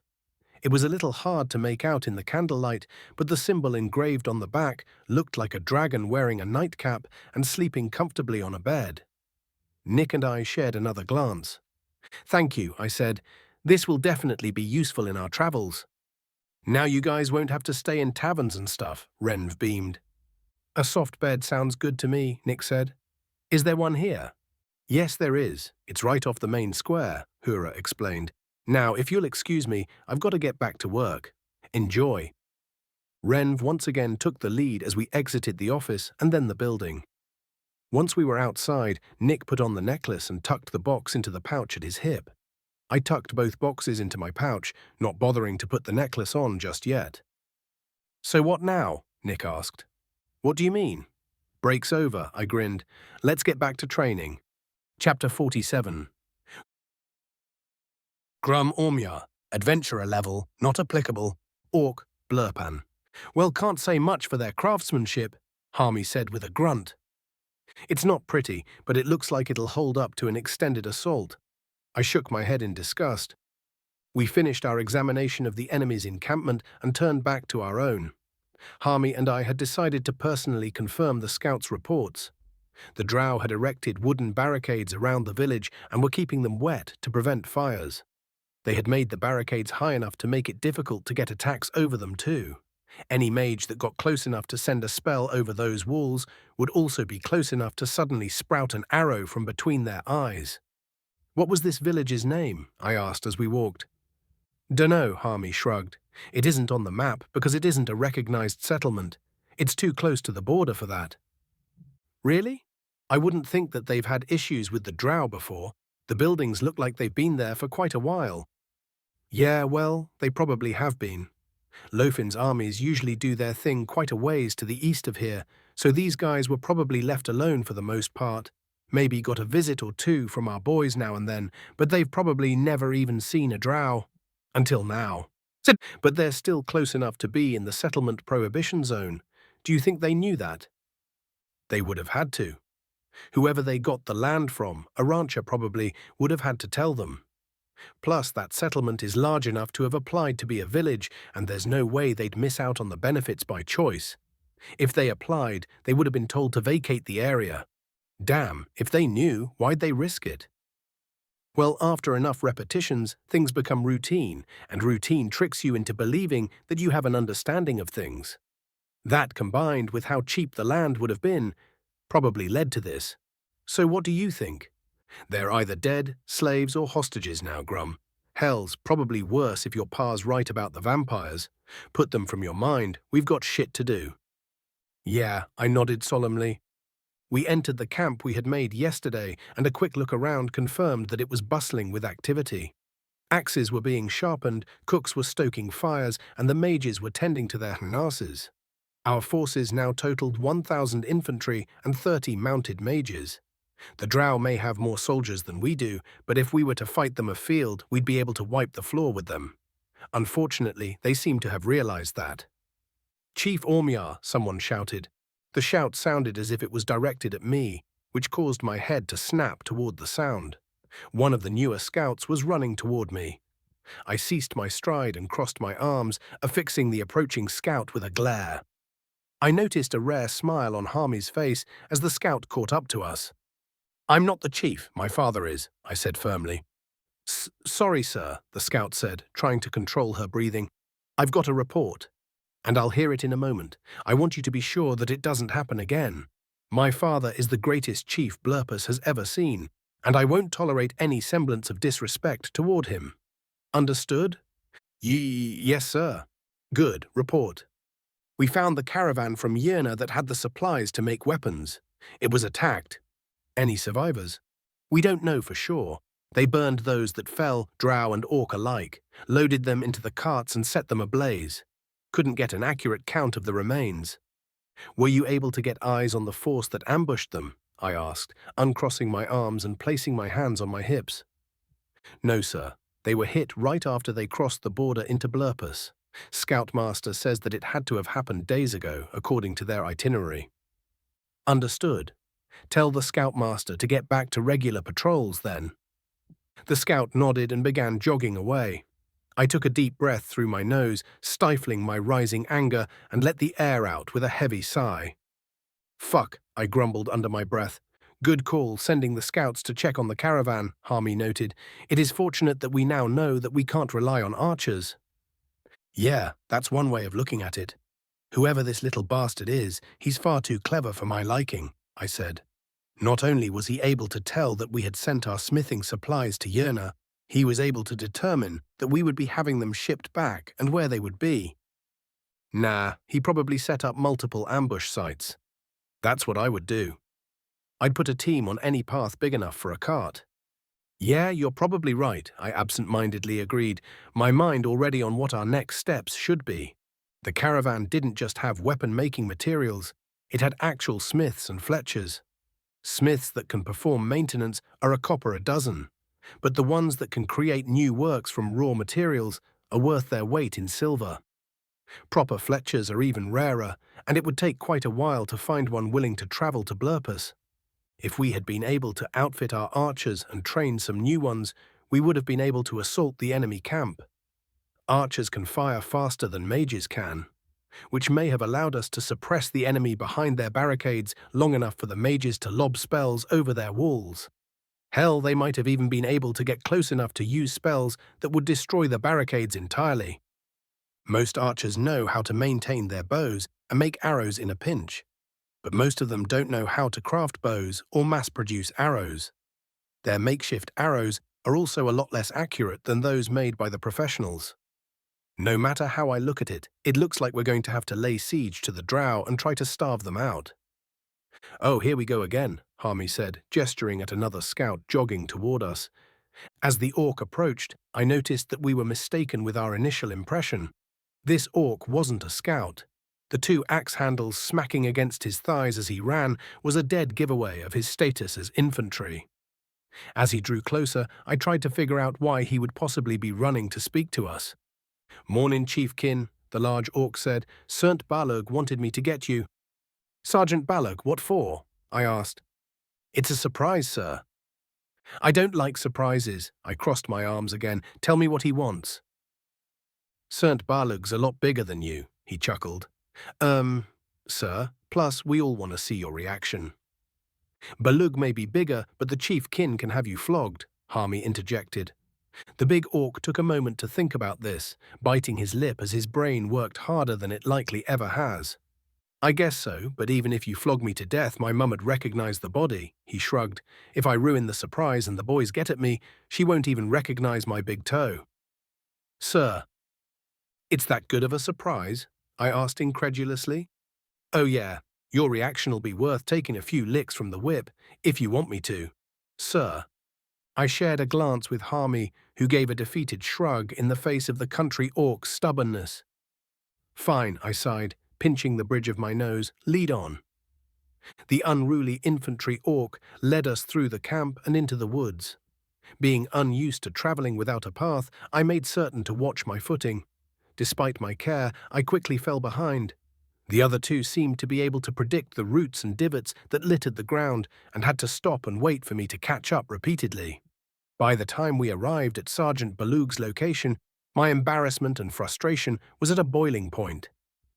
Once the ground was clear of obstacles, I pointedly marched after our guide, ready to be harsh with whatever I was about to be shown. However, all of my anger quickly melted away once I saw the surprise. My eyes widened and my jaw dropped. "The fuck?" Harmy asked with a shocked softness. "Ah, Chiefkin. Oh, and you brought Captain Harmy too," Sergeant Balug exclaimed. "Surprise!"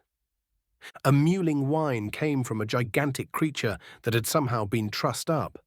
The sound was disturbingly similar to a pupper that had just been told off, but much louder. Its head was covered in metallic-looking spikes, and the creature's red and yellow hide clashed horribly with the various greens of the surrounding foliage.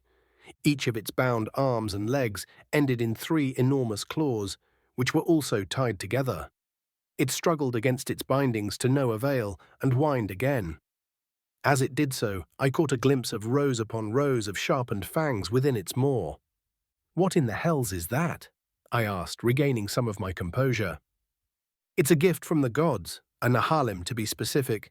Young one, too, judging by its size, Balog said with a prideful grin. One of our boys was out taking a leak and found it while it was napping. Once he let me know about it, we grabbed all the rope we could carry and tied it up good and proper. I took a moment to digest this information, then turned to look at the sergeant. He towered over me, but despite his appearances and upbringing and mannerisms, he's one of the most educated orcs I know. When he says a gift from the gods in this context, it could mean literally anything. Okay, so what's a nahalim and why is it a gift? I asked. Please don't tell me you're planning on trying to eat the fucking thing, Harmy added. Pretty sure those are poisonous. Venomous, not poisonous, and no, they taste like shit. Anyhow, to answer your question, Chiefkin, a nahalim is one of them old biological weapons that they were using during the Cataclysm Wars. They were mostly meant for cracking open castles, but they also saw some use as anti-infantry. You see 'em now and again on the edges of the wastes, where I grew up. Balog's grin somehow grew, and it's a gift, 'cause if you've got the balls, you can train it. I nodded along and then froze once he finished his sentence. The fuck did you just say? I asked, unable to believe my ears. Balog's men tried to hide their laughter, unsuccessfully. Train it, sir. There was a guy who lived in the wastes who had a couple of them as pets. Hunted with them and everything. Said they're just like giant puppers, so long as you treat them proper. He nodded sagely. Of course, they ate him in the end, but we're pretty sure he died of natural causes first. Pretty sure, and I repeated.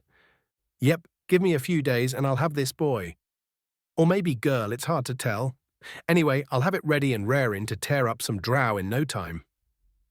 What are you going to feed it? Harmy asked. We got drow prisoners, don't we? Balog raised an eyebrow. Absolutely not, I said. We aren't feeding our prisoners to this thing. Not only would that be morally repugnant, it would also be in violation of the law of the land, and the High Chief would certainly have our heads. Well, what if we kept it a secret?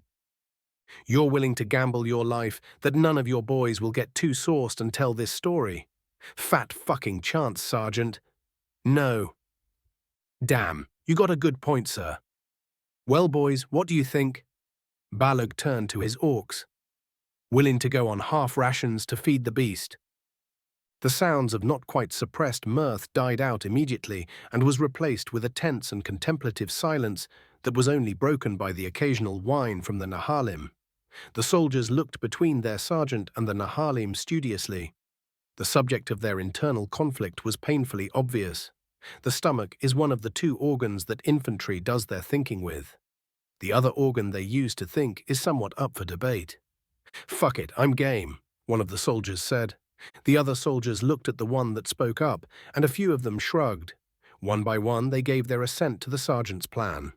Once everyone was in agreement, Sergeant Balog turned back to me. There you have it, sir. We'll feed it with our own rations and get it nice and trained up for an assault on the enemy, he said with a smug grin. Will that be all right? If you can't train it, will you be able to kill it? I asked. Yes, sir. It bleeds just like everything else. Worst case scenario, we lose a few. But I got a look at the enemy's barricade earlier, and I'm pretty sure that we'll be losing more orcs without the nahalim than we would if it went wild. You might be right. How exactly are you going to train this thing? We don't have cages big enough to hold it. Oh, we'll secure it in such a way that it can't run around and let it get familiar with us. Positive reinforcement and the like goes a long way with these big bastards. By the end of the week, I'll have it eating out of my hand. The sergeant was making a good case. If Balog's able to train the nahalim, it will save a lot of lives on our side of this conflict. If he fails, though, we'll have lost good orcs and still have to face the enemy's barricade. We could try to starve out the enemy, but their leader has fully demonstrated that he isn't a fool, so he probably has a plan for that course of action. I looked at Harmy for guidance, but the furrow in his brow told me that he was just as lost as I. I took a deep breath through my nose and let it out through my mouth. Fine, I said. Train the nahalim.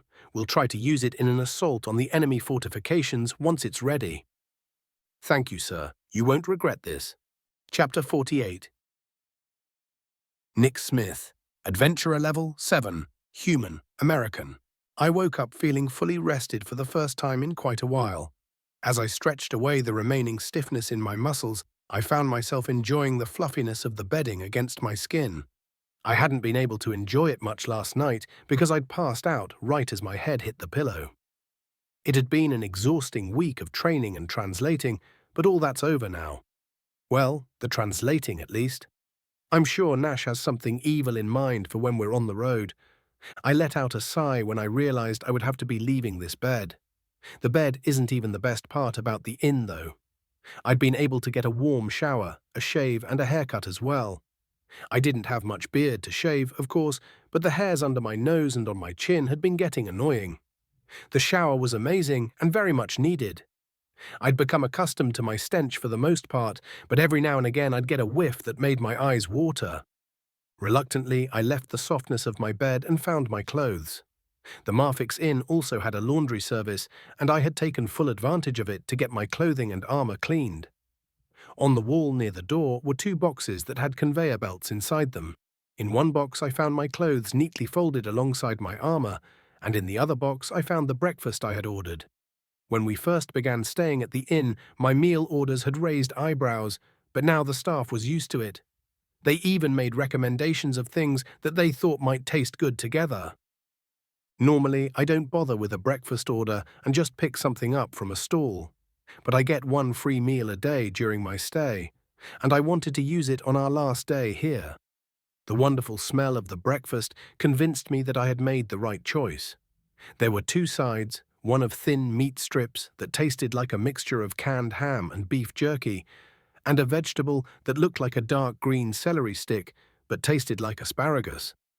I'd been hesitant to try it at first due to my hatred of celery, but one of the elven chefs convinced me to give it a try. Now I regret not ordering it sooner. The entree was a mixture of eggs and meat, and I didn't know which animal either were from. This made me a little hesitant to try it, but the smell helped me fight off my doubts. I picked at my breakfast as I pulled on my clothes and armor. Unsurprisingly, the food was really good. Once I finished dressing myself, I moved my meal to the small table in the corner of the room and dug in. My breakfast rapidly vanished, and once I was finished, I leaned back and let the well-padded chair comfort me. I let out a burp, then reached into my nearly bulging coin purse and brought out a gold coin, placing it on the table next to the meal tray before turning my attention to putting my armor on. Once I squeezed into everything and all the straps were tied, I took one last look around. The room itself was tastefully decorated with wooden walls and engraved stone trim. They had used a light-colored wood which seemed to glow when the curtains were open. The window was able to be opened, which wasn't something I had seen in many other places. There were also some well-done paintings depicting some exciting scenery, like a man arm-wrestling a dragon and a mage casting fireball. The bathroom had a toilet, sink, and the aforementioned shower. Even without any additional decorations, it was the fanciest bathroom I'd ever personally seen. The toilet had a footrest and the shower had a seat, both of which made it easy to relax while taking care of business. I could see why Ren's co-worker said some people use the inn as their vacation destinations. My entire stay had felt like one. I felt a small pang of sadness when I realized how much I'm going to miss these luxuries, but comforted myself with the thought that we'll probably find another Marfix Inn during our travels. With another small sigh, I turned to the door and opened it to find Nash and Yulk waiting outside. Nash was holding his fist up as if he were about to knock. The 3 of us stared at each other awkwardly for a moment. "Oh good, you're up," Yulk grinned. "Yep, he sure is," Nash nodded. "That's good, we can get on the road right away. Come on." I gave my room one final glance before I followed my brothers by adoption out of the inn. The staff bid us farewell as we left, urging us to visit again soon. We began to head to the place where Imlaw had the cart set up when I spotted Regent Oakmore dashing our way. I debated whether or not to start running, but he caught up to us before I could make up my mind. "Hello, boys," he said with a beaming smile. "Glad I caught you before you left." "Why's that, sir?" Nash asked. "Your business with Nick is done, right? You already paid us and everything, Your Highness." "Oh, yes. Yes. Don't worry. I have no further jobs for you," Oakmore laughed. "The reason I wanted to catch you is to let you know that we would normally throw a goodbye celebration on account of Nick awakening our monarch and everything." Unfortunately, we can't due to, well, critical matters of state that must be addressed immediately. That's all right, sir. I understand, I said. Good, good. I didn't want you to think we were terrible hosts or anything. Anyway, the next time you visit Bolisir, I'd ask that you send a message first so we can properly plan a thank you celebration. We already had a feast. Surely that counts, Your Majesty, Yulk added. Actually, the feast was specifically to celebrate the return of His Highness King Isinirath. The elf shrugged. Royalty get their own party. Plus, combining celebrations is tacky. No, even if it must be delayed for the moment, I am required to insist that we do a proper celebration for Nick's contribution as soon as we are able. After a bit more back and forth on the merits of such a celebration, we relented to Oakmore's request. Or demand disguised as a request, rather. Once we agreed, he merrily sent us on our way. People waved as we passed, which was a welcome change from the awkward stares that we got when we first arrived. They actually seemed happy when I waved back too, which made me feel good. People had been friendly like this back home, and I hadn't realized how much I missed it. Before long, we found Imlaw packing up his cart. "Hi, Imlaw," I said as we approached. "Hey guys, you ready to hit the road?" he asked. "Yep," Nash said as he grabbed a heavy-looking sack from the gnome and carried it into the cart. "Very much so," Yulk agreed as he climbed into the cart after Nash. "While I've enjoyed our stay, I'd very much like to check the mail to see if Mother sent anything. I've been keeping her updated, but have told her to send her replies to Kirkina because we didn't know for sure how long we'd be in Bolisir." I took one last look around the city, built within the trees. Renv had said his farewells yesterday because his uncle was taking him to see the rest of his family. It ended up being a bit of a twist of fate. Instead of Renv seeing us off, we had seen him off. However, it appeared that someone else may want to see us off. The someone that was moving our way at an unnaturally fast pace. Hey guys. I pointed at the figure racing toward us.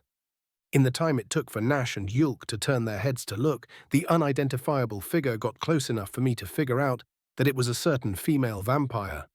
The next thing I knew, Olmira the Eternal was standing beside me, carrying a duffel bag and looking at Yulk. I questioned my sanity when I realized that she didn't look like she'd been running at all. She was breathing normally, and her hair wasn't even out of place in the slightest. The hell kind of product does she use? "Hi, Olmira," Yulk's smile beamed. "Come to see us off." "And to chastise you," she placed her hands on her hips. "It isn't proper for a gentleman to fail to bid a lady goodbye, Yulk, even when he's the one doing the leaving." Yulk's smile faded. "Ah, I see. You're right, I apologize. I beg your forgiveness, milady." Yulk stood and bowed, while Nash and I gave the two of them a befuddled look. "Sir!" "I'll forgive you on the condition that you allow me to join your party." Olmira smiled, showing the briefest hint of fang. "Really? Why do you want to travel with us?" Nash asked. "Well, the regent is now advisor to the king. An advisor having an advisor is a bit much," she chuckled. "Plus, the king already has an immortal magical advisor. A djinn by the name of, Relf, I think it was. Isinirath retrieved him yesterday, so I am out of a job, haven't traveled in well over a century, and can't help but wonder what sort of hijinks my favorite pupil is going to get into with this human here." As she was explaining herself, I turned to look back the way she had came. It had to be at least a half a mile from where I had initially spotted her, and it was a decent uphill gradient as well. She'd run that distance in less than 10 seconds without looking the least bit phased. And to top it off, she's a magic user. She could be pretty helpful in a fight. "I suggest we bring her along," Ten said. "Her relationship with Yulk leads me to believe that she has a vested interest in helping us, and she would be a powerful ally." "Quit reading my mind," I replied. "I can't read your mind without you directing your thoughts at me. Yet. I was simply inferring based the context and your current gaze." "It would be an honor to travel with you, Lady Olmira," Yulk said. "Wait a minute," Nash interrupted. "What are you going to do about blood?" Olmira held up a jug and shook it. "I'm bringing some with me. Despite my youthful appearance, I'm an elder vampire. I don't need to feed as much as younger vampires do, so this is well over a year's supply. Plus, I can visit a bloodkeeper if I need to top up." "Are you royalty or nobility or something?" I asked. "Pardon?" She gave me a confused look. Oh, because of Yulk? No, I'm not. Not anymore. I was a noblewoman before I was turned, but my title was revoked due to my conversion to vampirism. Immortals aren't allowed to be nobles in Eldravia. Eldravia? A nation to the south of Bolisir and the unified chiefdoms, Yulk interjected. Yes, Eldravia is known for its wine and multi-species elected monarchy. Yulk previously learned of my noble heritage and insists upon calling me by my former honorifics. Olmira explained. It used to annoy me, but I've long since grown used to it. Oh, okay, good, I laughed. I didn't want to have to walk on eggshells the whole journey. Anyway, I'm obviously fine with Olmira traveling with us, Yulk grinned. Are there any objections? Nope, I said. I guess not, Nash shrugged. It'll be good to have another guard, I suppose, Imlaw chimed in. It's unanimous, then. Allow me, milady. Yulk stood and offered his hand to Olmira. She took his hand and climbed into the cart, taking a seat next to Yulk. I climbed up after her and took my seat next to Nash. Let our hopefully uninteresting journey begin, Imlaw said, turning back toward the Itnarses. The carts began to move, and I watched as the city that is constantly shaded by trees slowly shrank into the distance. Once we cleared those trees, my eyes stung trying to adjust to all the extra sunlight. We traveled for about an hour in silence before my curiosity got the better of me. So what's Eldravia like, Olmira? I asked. I really wouldn't know what it's like these days, the vampire smiled sadly. It's been well over a century since I left, and I haven't had reason to return, nor do I seek out news of my homeland. I can tell you what it used to be like, though. Yes, please. All right, Eldravia had massive tracts of land dedicated to growing fruit. Trees, bushes, and vines littered the landscape. These fruits were used to make all sorts of alcohol, but wine was by far the most popular. Most noble houses either directly owned or were heavily invested in wineries and the farms that supplied them. A nation of drunks? Nash asked. Olmira laughed. Actually, most of their wine ended up exported. Eldravia doesn't have much in the way of metallic resources, so trade was important to make up the deficit. The quality of our wine made certain that it fetched a high price, so much so that it actually aided in our diplomacy, which in turn ended up being crucial for our national defense. What do you mean? I'll give you an example that happened before I was born. Plimorno, one of the nations that border Eldravia, declared war as part of an expansion campaign. They won easily, but the people of Eldravia stopped making wine in protest.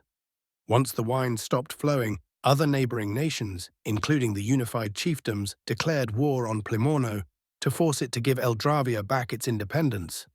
However, this war didn't get very far because the citizens of Plimorno revolted against their queen. She was executed along with most of their nobility, and Eldravia became independent once again. Wow, I whistled. People really like wine, I guess. So you said Eldravia is led by an elected monarchy. How does that work? A multi-species elected monarchy, she corrected me. Essentially, nobility is decided by influence rather than by blood or species. Whoever can wave the most gold around becomes nobility, which results in their family also becoming nobility and forming a noble house. It is from these houses that candidates for the throne are chosen, and the general populace votes on which candidate becomes king or queen. These monarchs decide upon the laws of the land and rule until death, or they are deposed. Deposed? Yes. If a monarch doesn't live up to expectations, the noble houses have the right to dethrone them. They actually get together once per year to vote on whether or not to do so. It takes a 4/5 majority vote to get a king or queen off their throne. Doesn't the monarch put up a fight? They don't have their own military forces, so they have to rely on the forces of their house. Assuming their house didn't vote to dethrone them, of course. Either way, any military they could muster would be heavily outnumbered, and they would likely face execution for their efforts. I see. So back to the noble houses. How do they become noble? If a monarch takes note of someone's accomplishments, they elect them as a candidate for nobility. The populace, including the other nobles, then vote on whether or not this individual becomes a noble. If they do, they become the leader of a noble house comprised of their family members. If they don't, then they go about their business until next time. Sorry to interrupt, Imlaw said. If we're going to have lunch today, now's the best time to do it. All right, let's take a break then, Nash replied. Imlaw nodded, then pulled the cart off of the road. We all climbed off and stretched our legs, then had a quick meal of dried meats and water, except for Elmira, who didn't eat or drink. Once he finished his piece of road jerky, Nash walked up to me with an evil grin. The grin alone told me what was coming, and I felt a familiar dread begin to well up within my chest. Time for training, Nick. Chapter 49. Chapter 49. Master General Kirain Yeath. Adventurer level, not applicable. Half-breed drow, Balushinian. The enemy has done nothing more than lob the occasional fireball at us, sir, General Smarn informed me. They have encamped in the wooded area to the southwest, though, which hinders our visibility. So we don't know what they're planning, or even the full disposition of their forces, I grumbled. Yes, sir. I do have some good news, though. Out with it. You were right about their caravan, and we were able to successfully ambush it, he said with a hint of a smug smile. Our forces returned today and reported that we managed to capture 18 slaves, and even secured the equipment the orcs were escorting. Excellent. Put the equipment to use and put the slaves with the others. Dismissed. I absent-mindedly waved him toward the door. He bowed and left as I returned my attention to the map.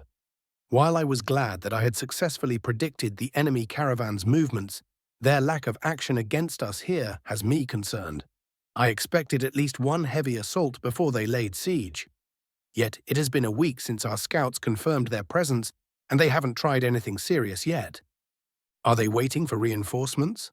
That would be foolish. A bird sent by my own reinforcements informed me that they had made contact with a small enemy host and weren't able to completely eliminate it, which means that the enemy knows about my archers. Even with all of the forces of the entire unified chiefdoms, they would have difficulty taking this position, and once the archers arrive, I can go on the offensive. Even foreign aid won't arrive before my archers do, so what are they planning? Have they decided against an assault altogether? Our defenses were designed to look ramshackle, but a discerning eye would be able to tell how solid they really are. They would know that they require better equipment to launch a successful assault. But if my ambushers return today, the ambush had to have happened at least 2 weeks ago. It's unlikely that they're still waiting on their caravan. So what are they waiting for? I stared at the map, trying to glean a clue as to what the enemy is up to. No matter how hard I stared, though, nothing came to mind. I scoffed and turned to my bed. I had just fed, so I wasn't feeling particularly tired, but it's important to remain on a schedule when one can. I removed my boots and armor, then slid under my covers. As I lay there, I couldn't help but feel like the orcs were up to something, and I was missing a key piece of information. I tossed and turned, my mind fighting over whether to think or to sleep. After what seemed like hours, I finally grew tired and fell into slumber. Well, you tried. A hauntingly familiar voice forced its way into my mind. It was a valiant attempt to subvert the will of the divine, if nothing else. My eyes snapped open and caught a glimpse of the dawn's early light shining through my curtain before my ears had a chance to register what had awakened me. Once they caught up, I heard screams, crashes, and the clanging of metal striking metal, the sounds of a battle taking place nearby. I leapt from the bed and quickly donned my armor, nearly forgetting my boots in the process. Once I was dressed, I grabbed my sword and flung open the door and promptly froze in shock. There were orcs within my barricades, but I had already realized that was the case. There was a hole in my barricade which had allowed the orcs access to my camp. The creation of this hole had to have been extremely violent, judging by the distance in which the logs had been thrown.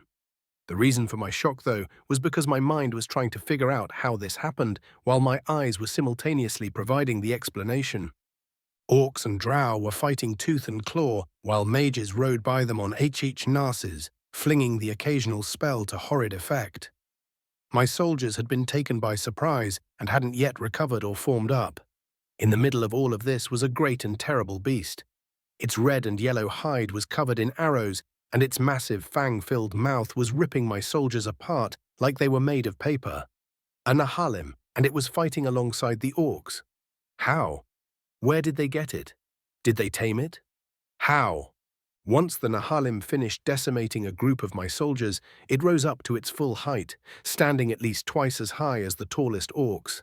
Then the beast roared, a deafening and blood-curdling sound even from my distance. Its bellow made me wince, and this finally struck me from my stupor. I began to run toward the battle, determined to rally my men and push these bastards back. We would figure out what to do about the nalim once we'd killed a few orcs. "Form up!" I shouted, trying to be heard over the clamor of battle. I raised my sword and shouted again. A few of my soldiers heard me and began to form their lines. A mounted mage rode past them, narrowly avoiding a swipe from a sword. An arrow narrowly missed his head, but that didn't stop him from locking eyes with me. I knew for certain what his target was. I began to ready my blade to try to cut him down, but his staff was already pointed at me. The spell that slipped his lips formed at the tip of the staff and rushed toward me at blinding speed. Just before it hit me, I realized that this was Wind Spear. I sighed at the triviality of the magic being used, and then the spell hit me. I flew backward and felt a crunch as I was forced through the wall behind me, then another as I continued through the next wall. I slammed into the ground alongside a load of rubble and tried to get up, but flopped back to the ground. My eyes weren't able to focus, and I could no longer breathe properly. I felt my chest and checked my hand, barely registering that the blood covering it was my own. Then the abyss took me. "We do not have a lot of time," the familiar voice once again rasped in my mind. "You remember our agreement?" I tried to speak, but no air left my mouth. I vaguely recalled our previous conversation and nodded. "Good. You are smart enough to know that there is nothing further you can do, and the orcs will take your camp. Once they do, it will not take them long to figure out that you are the commander, and that you are also a half-breed vampire. This will result in a rather unfortunate demise for you." "Then what do you want me to do?" I asked. "Flee to the west." "Not home." "No. After you flee, the orcs will find your sister, and she will tell them all about you. Once the orcs learn of your heritage, they will gleefully inform King Lofin. Your home and family will be destroyed before the end of this week, despite your contingencies. If you are with them, you will also perish." A slew of emotions played through my mind. At first, I doubted this being's words, but quickly realized those doubts were likely wishful thinking. Even if the orcs didn't manage to capture Esmira alive, there are the slaves that have been converted. With some clever magic, the will that Alurgas imbued into them would dissolve, leaving them to their own devices. It would be foolish to believe that they would keep my secrets. The contingencies that I put in place to prevent Lofin from targeting my family in my absence would also fail once my vampirism became public knowledge. No one would be stupid enough to be caught helping a vampire. Morn and my trusted servants will die. My grief nearly overwhelmed me. Everything that I had built, everything that I have loved, gone, and there's nothing I can do. "You will flee then," the voice rasped. "You must go west. You will be pursued, but if you keep fleeing to the west, they will eventually give up. You mustn't stop until you're certain they aren't following you." Where am I going? What awaits me? I would like to tell you, but... I awoke, gasping for air. I instinctively grabbed my chest, feeling a hole in my armor and the cloth beneath it. The bare skin that I felt assured me that the wound had healed. I stood and looked for my sword, but it was nowhere to be found. Swearing under my breath, I looked to the sky to get my bearings. The sun was still rising, so my destination was in the opposite direction. I paused for a moment, gazing at the hole in the wall I had left. Esmira was in there, and I couldn't help but think about killing her. While it would better my mood to feel what meager life she has left leave her body, it would cost me precious time. I decided against it and began to run. If I'm lucky, King Lofin will find a way to kill her for me. Before I could get far, a harnas stopped in front of me. Atop the harnas was an orc spellcaster with a very familiar face. He looked at me with surprise, not expecting me to be standing. His shock caused a moment of hesitation that, when combined with his proximity to me, spelled his doom. Before he could raise his staff, I leapt, landing behind him on the harnasa. I grabbed his skull and pulled his head to the side hard enough to hear a crack, and tore into his throat with my fangs. He began to seize as a sweet, coppery taste filled my mouth. I gulped it down greedily, but I couldn't have my fill. I had to get moving. I threw him from the saddle and grabbed the reins, urging the Hnas to the west. It began to gallop as I heard shouting from behind me. A wind spear flew past my head, taking a small portion of my ear with it. I pressed the Hnas faster and lowered myself to avoid more close calls. The gate had been left open, indicating that a portion of my forces had abandoned their posts and fled. Typical of King Lofin's finest. An explosion hit the gate as I cleared it, sending splinters in all directions. A large one took residence in my left arm, but I quickly removed it. The wound began to heal as I continued into the trees as fast as the Hnas could take me. I continued to dodge both foliage and spells for most of the day, and eventually my Hnas tired. It was well trained, though, and it kept going until it finally collapsed. I leapt from its back and continued running, nearly as fast as the Hanasa had. A few minutes later, my pursuers' Hnases also tired, and I finally lost them. I kept running until the sun was in front of me and finally slowed my pace. My heart was pulsing in my ears and my breath was heavy. I wiped sweat from my brow as I continued to walk toward wherever my goal happened to be. As the sun began to set, I found a small cave. After determining that it was empty, I decided to take a rest. I grabbed some nearby branches from a bush to mask its entrance, then crawled inside. After adjusting the camouflage a little, I made myself as comfortable as possible. Then I was finally left alone with my thoughts. I've lost everything: my family, my friends, my home, my career, and even my dreams. All I have left is my body and the clothes on my back, which have a conspicuous hole in the chest. I felt my anger build up within me, but it was the cold sort of anger. What do people normally do to cope with loss and grief? Cry? Crying would waste water, though, and I am in a survival situation. No, the best way to cope with my grief is to analyze what went wrong and learn from it. Unfortunately, I have no idea how I can learn from whatever mistake it is that I made. A beast of the wastes had laid low my plans for conquest. Did they capture it in the wastes and bring it here? No, that would have taken them far too long. Could they have already had it tamed and ready to fight? If that's the case, why wasn't it used against my forces to begin with? Could it be that they stumbled upon the nalim, managed to capture it without killing it, and one of them knew how to tame it?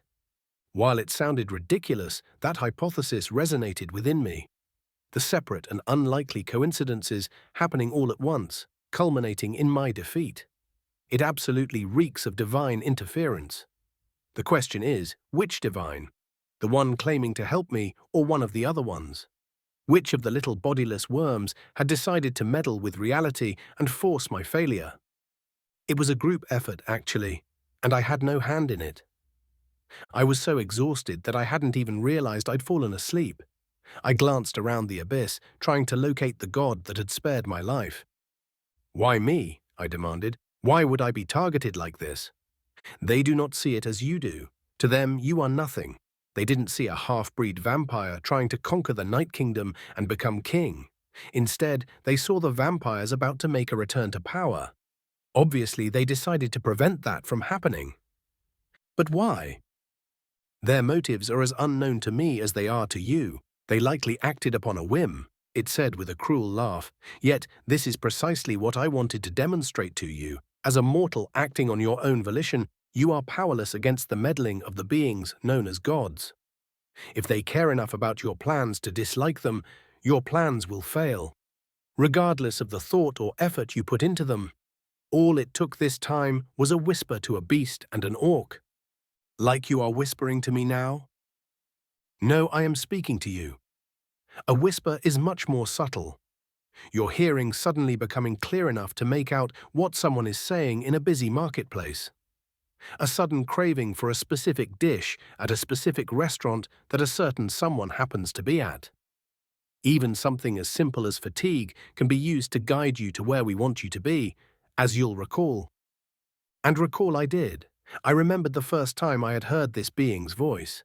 I'd become so tired so quickly that I thought I'd been poisoned. That was a whisper then. As you can infer from our current conversation, we're capable of more direct interference.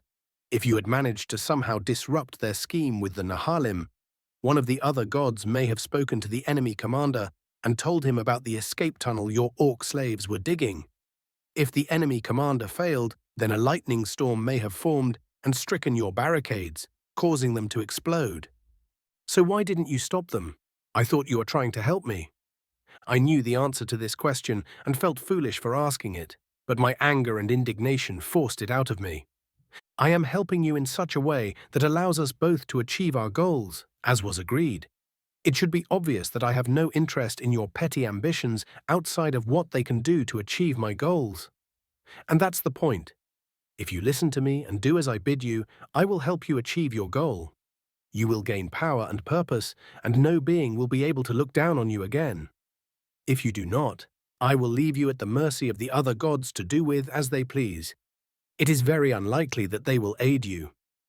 I allowed myself to calm once more and thought about my situation. This being is promising to help me gain power, but not help me do anything except gain power. So what's stopping other gods from eliminating me once our bargain is completed? They will try, but not because they want you dead. They have another goal in mind, and you will be an obstacle to that goal. However, we can only interfere when we are allowed to. There is a greater being at work here that will make certain the coming contest will be fair, and if you survive, you will be allowed to do as you please, free from the meddling of beings like me. Then what would you have me do? Chapter 50. Master General Kirain Yith, Adventurer level, not applicable, half-breed drow, Balushinian. You will awaken and continue traveling west.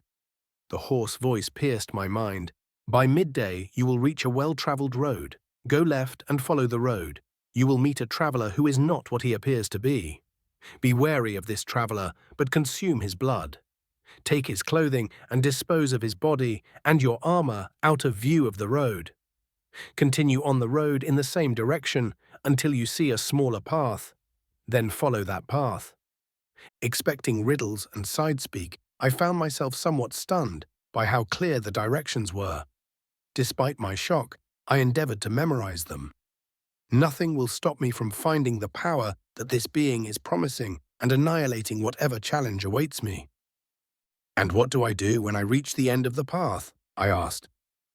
The path leads to a dungeon. Enter the dungeon and do what you feel is appropriate.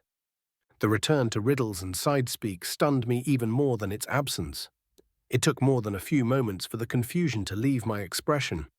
You can't tell me more than that. All I can say is that you're a vampire. Do what vampires do. That's all? Why? A being far grander than myself is preventing me from speaking directly of the events that may unfold within the dungeon. It laughed. The very same being that will ensure fairness in the challenge to come. Go now and find your purpose. I awoke before I could ask any further questions, not that I would have gleaned any answers. Do what vampires do. Likely a riddle that will become easier to solve within the dungeon itself. I arose from my temporary shelter and scanned my immediate environs. Birds were singing in the trees, which indicated that there weren't predators or monsters nearby, and there were no other signs of incursion. It seems I have truly lost my pursuers. My muscles and bones ached from sleeping on the ground, and a quick stretch resulted in several satisfying pops and cracks. The stretch was able to provide enough relief to continue my journey. The desire to feed hit me as I verified the sun's position in the sky. I had used a lot of strength yesterday, and I would need to feed on blood again to restore it. Luckily, the entity had told me where to find my next meal. I did my best not to think too hard about what caused me to undertake this quest, but failed miserably. My entire family is soon to be dead, my home razed to the ground, my dreams of world domination are all but dashed, and I am touched by a supposed god. These thoughts had just wandered to whether or not continuing my existence was even worth it when I finally came across the road. It wasn't much of a road. The primary components of its construction were dirt and dust, unlike the roads that lined the countryside of the Night Kingdom. I dutifully turned toward my left and followed the glorified path. It wasn't long before my feet became tender and sore, and I found myself missing the carefully constructed stone roads of my homeland. I followed the road for a few hours before I finally came across my objective. A dwarf, wearing a high-collared coat and large pack, stopped and eyed me warily. I stopped as well and regarded him head to toe. His coat and clothing appeared new and expensive, yet his pack and boots appeared well worn. The dwarf was obviously trying to look like a merchant, but there were certain inconsistencies with his disguise. "Who the fuck are you?" he asked. "I could ask you the same," I replied. "You have the look of a merchant, but I've never met a merchant who travels alone." "Well, that's just 'cause you've never met me," he grinned, showing a few missing teeth. "The name's Tarks. You?" "Kiran." "Well, Kirain, methinks it's a damn lucky day for you. I see you've got a hole in that armor of yours, and I just so happen to have something that'll likely fit you just fine." "Oh?" I asked, moving closer to him. "That would be quite the boon, if the price is right." "I've got the cheapest fucking stuff you'll find in the middle of the road," he laughed, as he pulled his pack from his back. "I'm more than willing to cut you a deal." He stuck his hand into his pack as I moved closer to him. As he began to remove his hand, I saw a glimmer and instinctively grabbed his wrist. My strength was beginning to wane, but it was more than enough to snap his wrist and sending the dagger flying. I wasted no time pulling him into his final embrace. "The fuck?" he gasped as I bit into his throat. He tried to resist, but I'd already taken a gulp and restored my strength. The warmth of the blood flowed through me, and I took more than my fill. After a few moments, the dwarf fell limp in my arms, completely drained of his vital essence. I let him fall to the ground and studied him. I'd managed to avoid spilling blood on his clothing, but was faced with another problem entirely. Dwarfs are significantly shorter than drow, and his attire would not fit me. My eyes darted toward his pack. On a hunch, I grabbed it and emptied it out. Several items fell to the ground, including another knife, some wrapped rations, about 50 feet of hempen rope, a water skin, several pieces of jewelry, a bulging coin pouch, and some rather well-made clothing. It would appear that Tarks was quite a bit more entrepreneurial than a traveling merchant should be. "Take his clothes, eh?" I chuckled, picking up the clothing. I removed my garments and replaced them, finding them to be a perfect fit. I spent a little time packing the items back into the bag, with the exception of the large knife, and then disposed of Tarks and my former clothing out of sight of the road. Passing carnivores would find him and make sure he didn't go to waste. Slinging the pack onto my back and securing the large knife to my waist, I continued my journey. Not a bad change of fortune. I was now far less conspicuous and even armed. If I changed my mind about my destination, I would be able to survive for quite some time on the wealth that the dwarf had likely killed for. I was still debating this choice when I came across the path. It was overgrown and rather uninviting, and if I hadn't known to look for it, I would have missed it entirely. I stood at this fork in my journey and thought for a moment. Should I continue to whatever city this road leads to and seek my fortune with my own two hands, or should I accept the would-be god's challenge and seek power? Voices in the distance brought me back to reality. Drow rarely leave the Night Kingdom, and I would have to justify my existence everywhere I went. I would also have to be wary of retribution from the scorned deity. I made my choice then and there and began to make my way down the untended path. The overgrowth made travel difficult, but before long I found my destination. A small building served as the dungeon's entrance. It appeared to be a type of mausoleum, with two smooth pillars lining either side of its arched entrance. The roof of the structure rested upon these four columns and depicted a skull being worshipped by reptilian beings. I felt an immense dread enter my body as I took a step forward. Many people equate vampires with the dead, so I should feel at home in a crypt. However, my instinct screamed at me that something terrible lay within here. Taking a deep breath and snarling to myself, I drew my knife and entered the dungeon. One of the advantages to vampirism is the ability to see in almost complete darkness, but my eyes still took a moment to adjust. Once my blindness receded, I continued forward, and I took in my surroundings. The floors were tiled and the walls were unnaturally smooth. Neither showed any signs of tool marks, seams, or any other variety of imperfection. This indicated that they had been created magically. I recalled from my studies that the term dungeon isn't the most accurate description of these places. While they often serve to contain monsters and other threats to civilization, They've also been known to serve as lairs for powerful beings that would seek harm on others. The origins of most dungeons are a complete mystery, and how they came to contain monsters and traps is anyone's guess. My footsteps reverberated through the hall as I continued on. It was a soft, steady melody that was almost soothing, until a sudden click interrupted my pace. The tile beneath my foot had depressed, and I barely reacted in time to catch the spiked grate that sought to impale and crush me. Even my vampiric strength struggled with the weight of the trap. I adjusted my footing and pushed with all of my might. Just as I thought I was done for, the trap eased up and withdrew into the ceiling. I quickly moved forward before it could trigger again, being careful to avoid the tile I'd carelessly tread upon earlier. Before I could catch my breath, a screech announced the presence of several small reptiles. The lizards were roughly the size of my boot. I readied my knife as they swarmed me, trying to pick off pieces of my flesh with their teeth and claws. I was much faster than they were, though, and began to exterminate the pests with my knife and free hand. They were easy to crush, and not very resistant to stabbing either. It didn't take long to finish them, and I watched as the few wounds I had received healed. The bites were extraordinarily painful and bled longer than they should have. Once they finally faded, I continued on. I was much more wary this time, trying to avoid any further traps by tapping my forward foot on the upcoming tiles. It slowed my pace, but quickly paid off as I encountered more traps. After each trap, another group of lizards attacked and was defeated. Eventually, I put away my blade and began to use the little bastards as stress toys. This pattern repeated several more times before there was an abrupt change. "For the Lord," a dwarf-sized lizard shouted, waving its spear in the air. "For the Lord," its 5 comrades echoed. I drew my knife again and charged at them. They hadn't expected this, and I managed to slit one's throat before they could recover. I grabbed its spear and flung it deep into the chest of another, then dodged back as the last 4 formed a formation of sorts. I grinned at them, baring my fangs. "A sucker," one of the reptiles gasped. "Shit, what do we do? We poke him till he stops moving, same as everything else." "For the Lord." They charged forward and I slid under their spear tips. I used my claws to tear at the face of one and stabbed my blade into the heart of another. I dragged my knife out of its chest and through the throat of the one I had mauled. Disallowing any recovery time, I leapt over its falling corpse and bit into the shoulder another lizard before it could change the position of its spear, and threw my knife at the final one.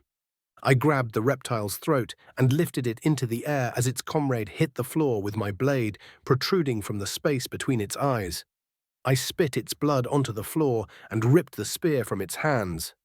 The reptile looked down at me with absolute terror in its beady little eyes. "Who is your lord?" I demanded. "I ain't telling you nuttin'," it shrieked. "Then I shall find out myself," I said, crushing its windpipe and vertebrae. As I dropped its body to the ground, it occurred to me that I might have used hypnosis on it. I sighed, disappointed at the missed opportunity to glean some intel.